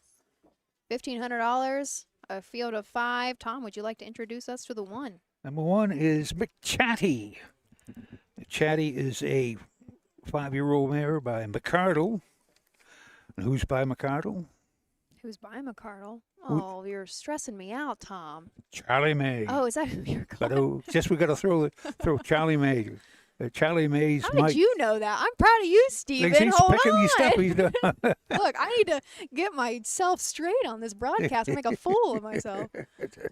Yeah, that's how I do these. I make a fool of myself all the time. Okay, Ryan Schaefer is a trainee of the mare by McCardle out of Chat Snap by Western Terror. Ryan Schaefer is the owner of Findlay, Ohio. Kyle Ladd will be in the sulky. 23 starts, 1 win, 1 second, 3/3. Markham Northfield of 157, 18,000 lifetime made this year. Lifetime 64,000. She's been pacing right around. Well, she raced in Wasion in 2-3, but Little McChatty and Kyle Ladd. Number 2 is Molly Bloom. Jess McCowan, Cam McCowan on this Western Vintage 5-year-old mare owned at a Washington courthouse.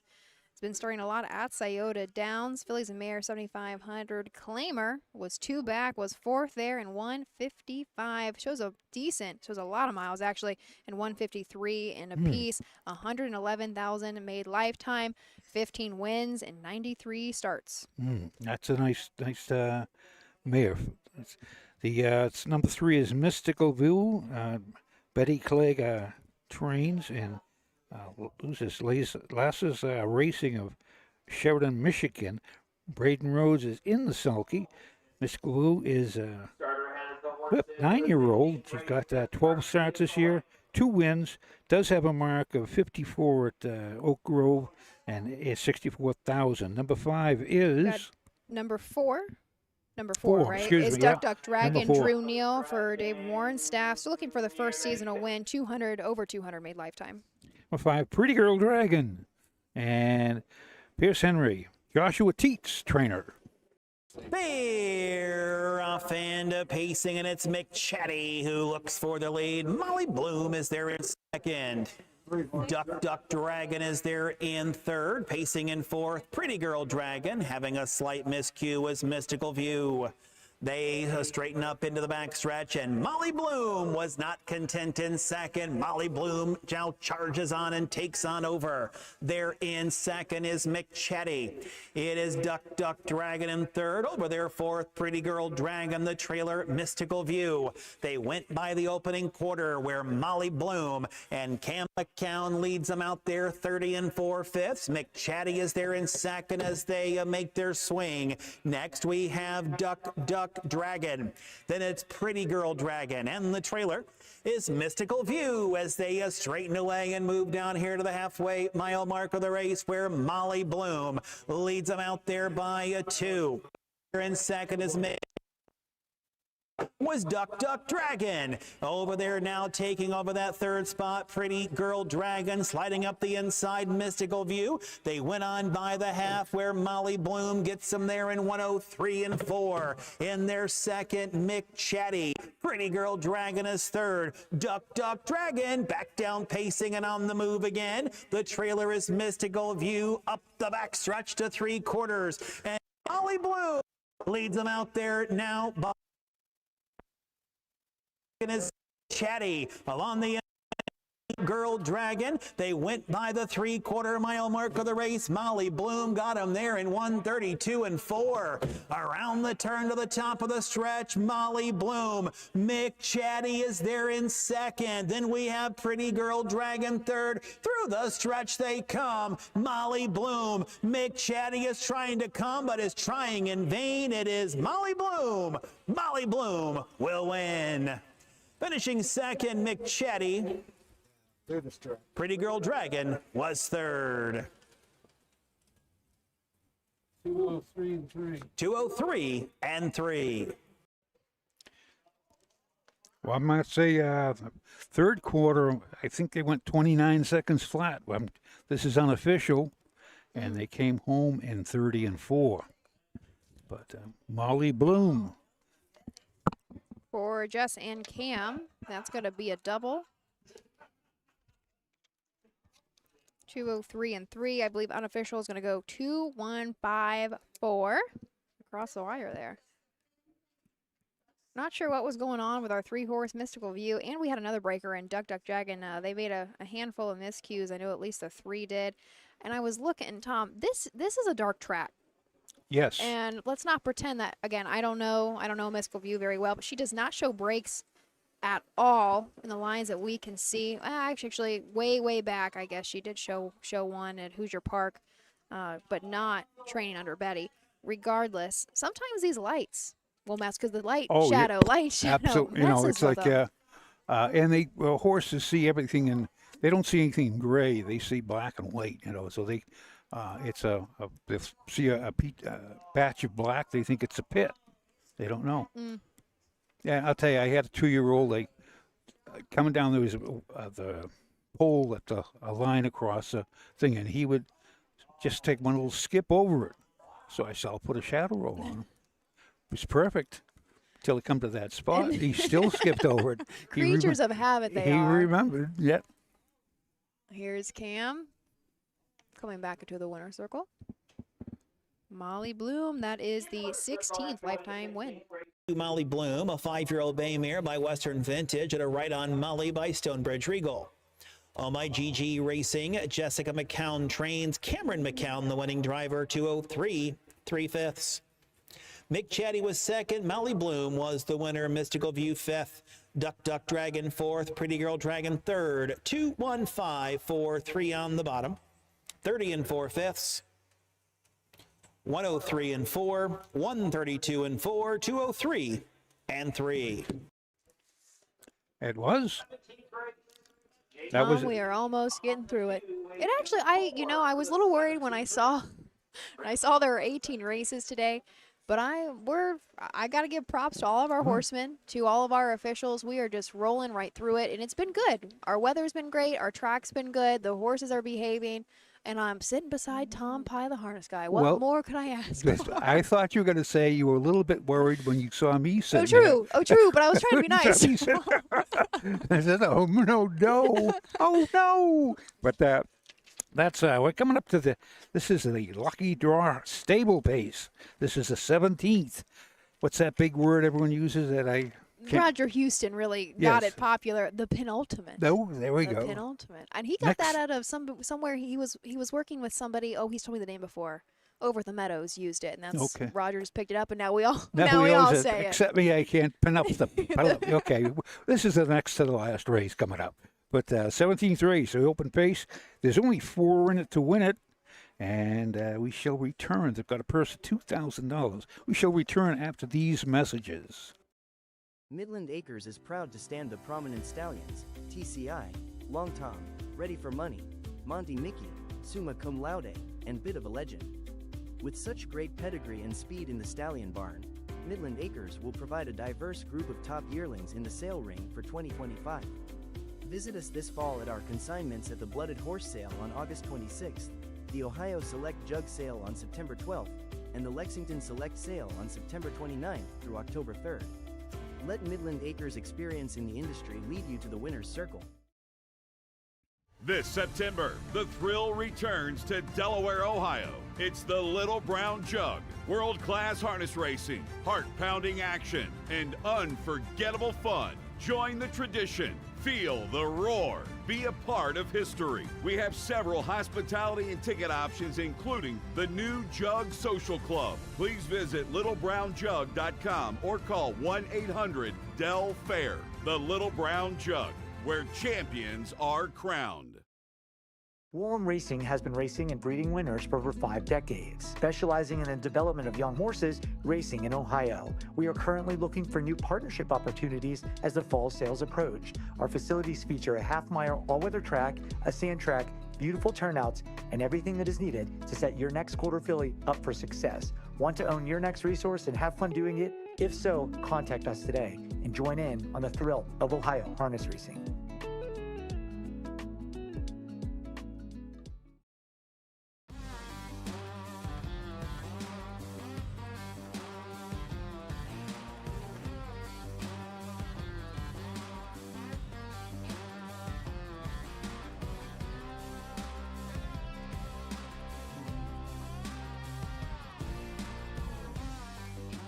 Do you want your horse to shine in the winner's circle?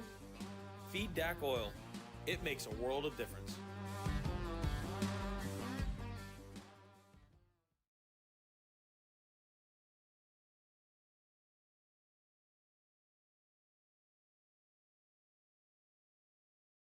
Hello. We're all starting to get a little slap We're only happy at over here. 17 races. Oh, yeah. 17. Worcester got done pretty quick today, too. They had 16 races. We're headed into 17 of 18, and then tomorrow's a very, very full day. Make sure you head on over. If you can't find us on Facebook, we are going to be always on the YouTube channel. So if I open up my huffs, get everything straight here. Tomorrow, starting at what time? Well, there's my post spread. I'll get through this quickly.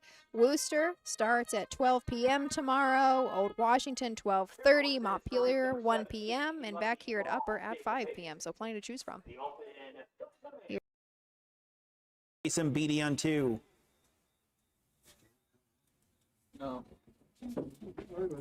One dash into the beach, Emmanuel Miller.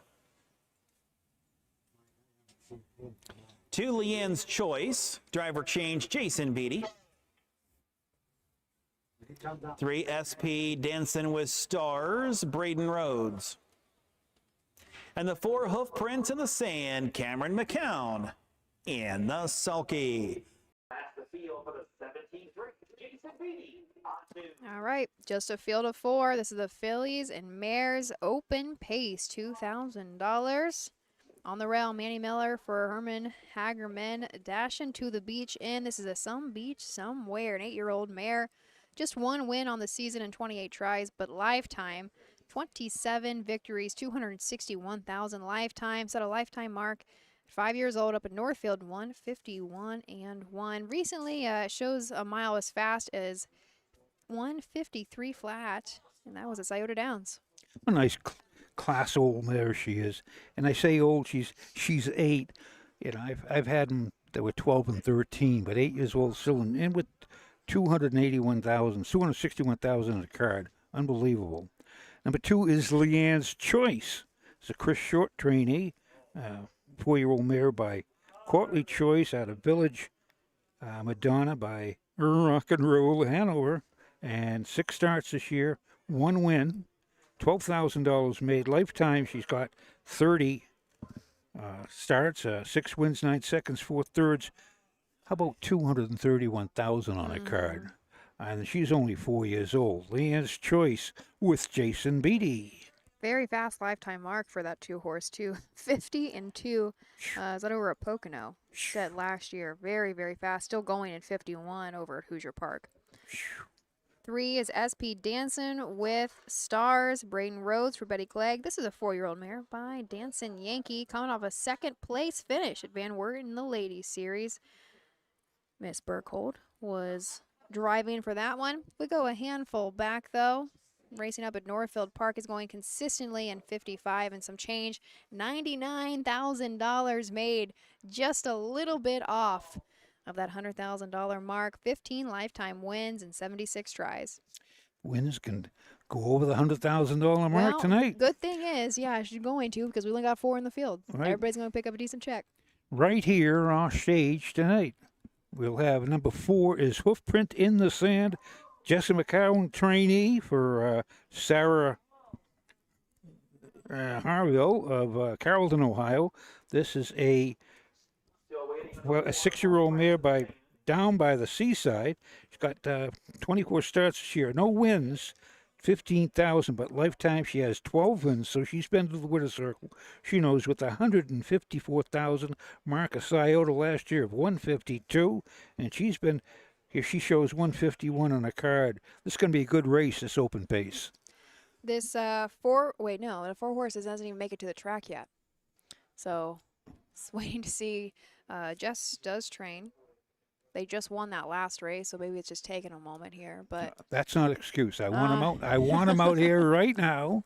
We're getting close. Oh, it's coming. We're coming to the track. Coming to the track real quick. But hoof print in the sand. I remember her 2-year-old year. She did not start off well. She did not. She started under Virgil Morgan, and just I think needed maturity. Right? Obviously, she's made over 150 now, but her 2-year-old season was not great. Not great. I think she started a handful of times, maybe in the Sire Stakes or so. She should have been a good horse. Ended up being a nice little horse. Yeah. But it took her a minute. Well, it doesn't. It's just like kids, you know. Some kids will be bright as what was a good analogy? Well, bright as a candle. Bright as a candle when they're smart. Are you bright as a candle? No. They said he was slow. Baby Huey. Don't call me baby. No, yeah. So it's like, you know, you just find your own stride, your own timing. That's what you've got to find. Your timing's everything. So Hoofprint in the stand, and definitely it's in 154,000. That isn't a bad horse. That's a nice horse. Here they are moving into position. This is the Fillies and Mares open pace, the penultimate 17th. Here's Ayers Ratliff with the call.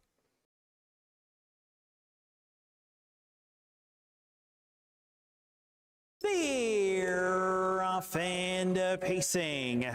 Going out there looking for the lead, SP Dancing with Stars.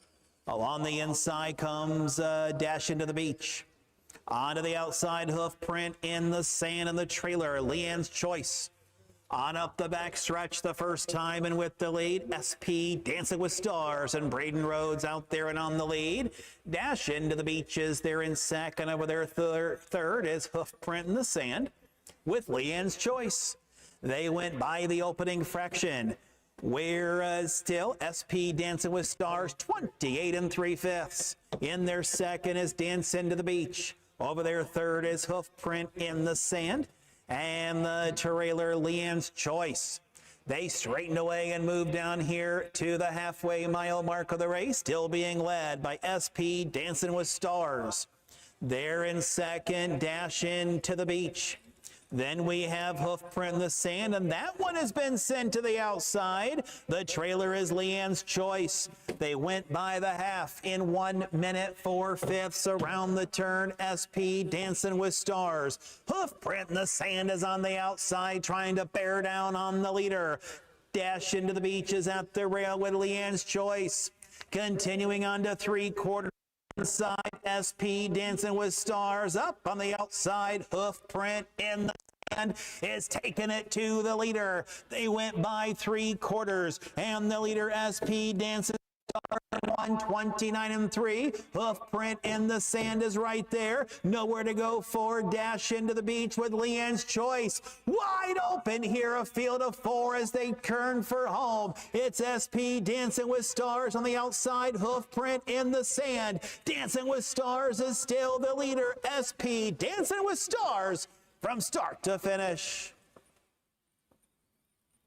Hoof print in the sand. Leanne's Choice up for a second, and Dash Into the Beach was third. 159 4/5. Very nice mile put up by our mares and our fillies there. 159 4/5. Our 3 held on, right? Yeah, I believe it was 3-2, 3-2-1, I believe. That's what I have. I have 3-2-1-4 unofficial across the wire, but Air said hoof print in the sand, so I got a little sidetrack there. But that should have been our 3-horse, SP Dancing with Stars, Braden Rhodes and Betty Clegg. That's going to be a double in just a couple races we have seen those two pair up. Braden and Betty, they got a double. Now they went the third quarter, 28 3. I was going to say, whew, she's been going, in 55 or so up there at Northfield recently, but that was a very nice mile. And Braden quickly left the gate. He really put that filly up there on the front and just did not turn back. I thought the 4-horse, tried to make a big move, but they all finished pretty close together. A good mile. Class mares. A good mare is, it's just they're consistent. A good mare. Of course, we were just talking about a rotten old squealing thing that I had, but but yeah. For Dancing with Stars, it is 27 seasonal starts now, 4 wins, and does go over that $100,000. There it is. It's just lifetime earnings, milestone. High water mark here, right here at the Upper Sandusky. Congratulations again. Get that $100,000. The in the sales catalog. A Dancing Yankee out of Angelic Star by 4-star Shark. By Kimber Clegg. Betty Clegg trains Braden Rhodes, the winning driver. 159 4. The lucky draw, stable pace.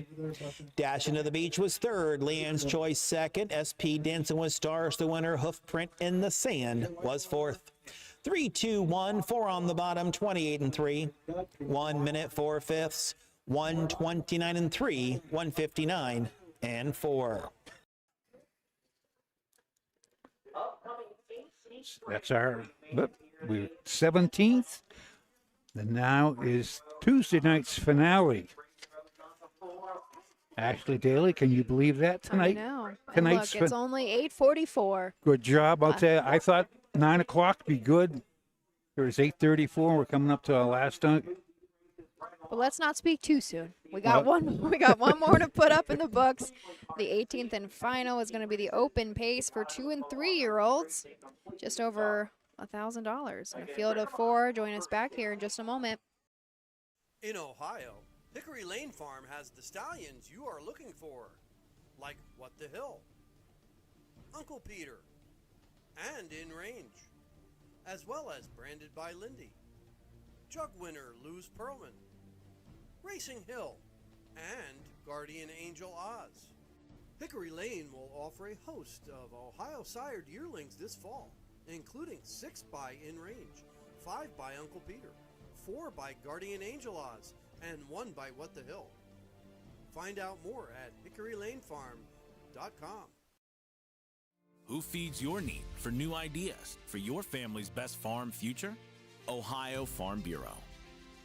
We work with our members to shape ag policy that will positively impact our industry.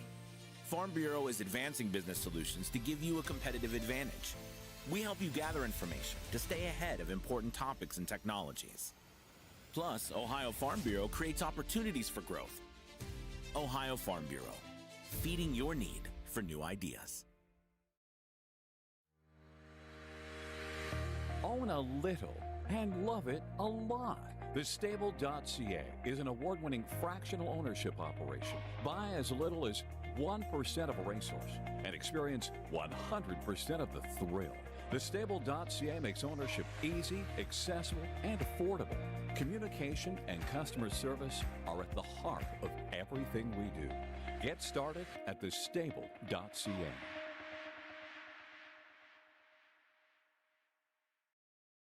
Cool Winds Farm is one of Ohio's premier standardbred breeding farms.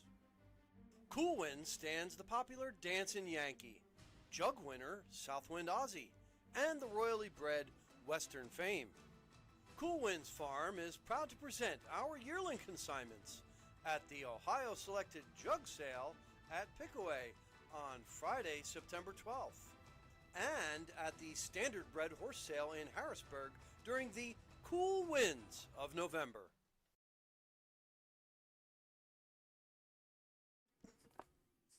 '18th and final of day 1 of the Wyandot County Fair headed up next. Thanks for joining Tom and I all evening long. We've been talking about babies a lot.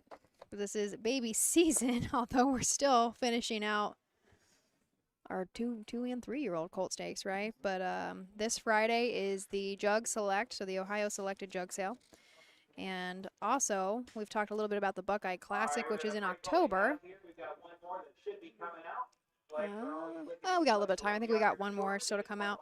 One thing that the Buckeye Classic does in their catalog that I appreciate that I could not find in the Jug Select sale was their graduates and some of the horses that have come out that sell that have gone on to produce a lot of money, a lot of nice miles and made a lot of money. And I don't even know how many are in here. On the very, very final page of the Buckeye Classic, always a prince. I didn't realize this is a horse that we bought in 2016. He is the #1 graduate out of the Buckeye. He made $855,000 in his career. I remember we sold him actually right before my dad passed away. I can't remember who we sold him to. He was Indiana bred. We raced him a lot over there in Hoosier Park. And there's a handful here. Racing Rampage. We know that one well. Long Shot. There's some very nice horses that have come out of this sale. So they don't know what you pay for them, right? American Legion. Post 225, condition pace first 1,000. Braden Rhodes on the 4. One is Pixie's Prize with Scott Ferguson. 2, Heavenly Fellas, Pierce Henry. 3 is Juicy Gossip Girl and Jason Beatty. 4, Kalos. Driver change, Braden Rhodes in the sulky. But as Ashley said, they don't know what they pay for. I've seen some, and you get a horse. Well, we're talking the gentleman the other night up at Findlay, and how he's a part owner, and he said, the fractional owner.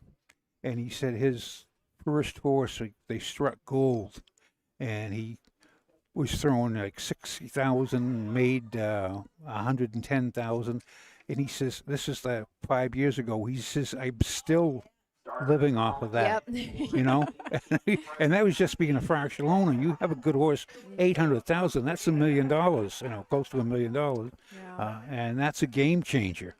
Again, I meant to mention a gal. She said her and her husband sold the horse for 120,000. And she says we lived off that for 3 years. That's what we sold. Always a Prince for a nice paycheck, and it Yeah. was right before my dad passed. So it got us through. You know, got to sell when they're good. That's when people want 'em. It's when people want them. Going behind the gate here, Pixie's Prize. Scott Ferguson trains and drives his 3-year-old filly. Didn't start last year at all. $1,200, and still looking for the first lifetime win. Heavenly Fellas with Pierce Henry, Timmy Ignarski, the owner, looking for win number 2. Got 6 starts, lifetime starts.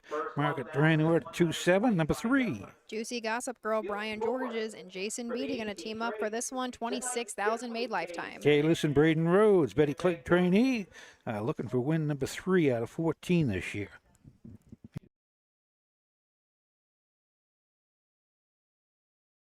They're off and pacing. Juicy Gossip Girl trying for the lead. Kalos is there in second. And we have as they move on and around the turn. Juicy Gossip Girl leads the way. There in second is a Kalos. Then we have a Heavenly Phalas and Pixie's Prize as they go to the opening quarter here. And the leader, Juicy Gossip Girl, and Jason Beatty is out there and on the lead. There in second is a Kalos as they went by the opening quarter. And the Gossip Girl, she's there in 30 seconds. Kalos is in. Pixie's Prize. They're off the turn. They straighten away and move down here to the half, where Juicy Gossip Girl is out there and on the lead. There in second is a Kalos. Then we have Heavenly Fellas and Pixie's Prize. They roll by the halfway mile mark of the race. Juicy Gossip Girl is out there and on the lead. Kalos is still there second. Halfway home in 1 minute 4/5. In their third is a Heavenly Fellas with Pixie's Prize. They roll up the backstretch to 3/4. Juicy Gossip Girl trying to make every polo winning one. There in second is a Kalos. Then we have Heavenly Fellas in third. Pixie's Prize still fourth. They go by the 3/4 mile mark of the race. Juicy Gossip Girl. There in second is a Kalos, 1:30 4/5. Pacing around this final turn, Juicy Gossip Girl is on top. Onto the outside is a Heavenly Fellas. Needing racing room, Kalos. Juicy Gossip Girl. Kalos trying to come to him here. It is Juicy Gossip Girl. Kalos is making a bid on the outside. Juicy Gossip Girl and Kalos. Photo for win. Tight on the line in the finale. You have him? I think Braden Rhodes got up. We'll get that final mile time. 2:01. That's good. That was a little bit slower than I thought they were. I thought they'd come marching home quicker than that, but I do think the 4 nipped him. I think Braden got up. I think it's going to go unofficial 4-3. Do you know? Do you think he I does? do. I got to say I think You it's unofficial think? because people are going to I think lose too. their minds over it. I think too. I think the 4 won it. Yeah. Also. Yeah, that was what a fantastic finish that was. In the last half, 1 minute and a fifth. Last quarter, and 30 and 1. This horse has had an interesting go of the year. Originally was racing down in Kentucky. I think the Proud Series is their fair racing series, and then went over to Tyler George's. Only had 1 qualifier under Tyler at Hoosier Park, and that was back on August 16th. And since then has been with Betty. Yep, we are going to go 4-3-2 for the 18th and final. That's going to be a triple for Clegg. And they came Rhodes. late. They saw, they conquered. True. I'm sure that they were at Worcester today. There's Oh, no yeah. way this is the Oh, only place they came. They did that last year. They came because I remember the 10-horse band coming in. They come in for Worcester, and they were. This was well worth the trip, it seemed as it was last year. They did great when they came. I think that. How many horses did we see of them? 4 in the last 4 races or so. Yeah. I think. Who didn't win? There was only, I think, one that didn't win at the Clegs. They had. On the 16th. The 16th. They did not win, but they still got a nice check. Here we come, back into the winner's circle. At a money shot, Hanover by Art Major, leased by Fast Track Racing. Betty Clegg trains. Braden Rhodes, the winning driver, 201. Pixie's prize was 4th. Heavenly Fellas 3rd. Juicy Gossip Girl 2nd. Kalos, the winner. 4, 3, 2, 1 on the bottom, 30 seconds. 1 minute 4 fifths, 1:30 and 4 fifths. The mile time, 2:01. There we go, official. They were 4 starters, win 3. That's a good night. Not too bad. Remember, we have, what are you thinking, Tom? No, go ahead. We have 4 different fairs going tomorrow, starting at 12 noon. If you can't find us on Facebook, find us on the OHHA YouTube. I think our post times are 12, 12:30, 1, and 5 p.m. right back here. Tom will be joining you. And Susan and Chris are going to be here tomorrow night if you want to watch for day 2 of 2. Other than that, I think that's my closing thoughts. Thanks for joining us. And thanks, everybody, for joining us. And we shall see you at a fair. All right. There's 4 tomorrow. plenty to choose from. We hope to see you at a racetrack real soon.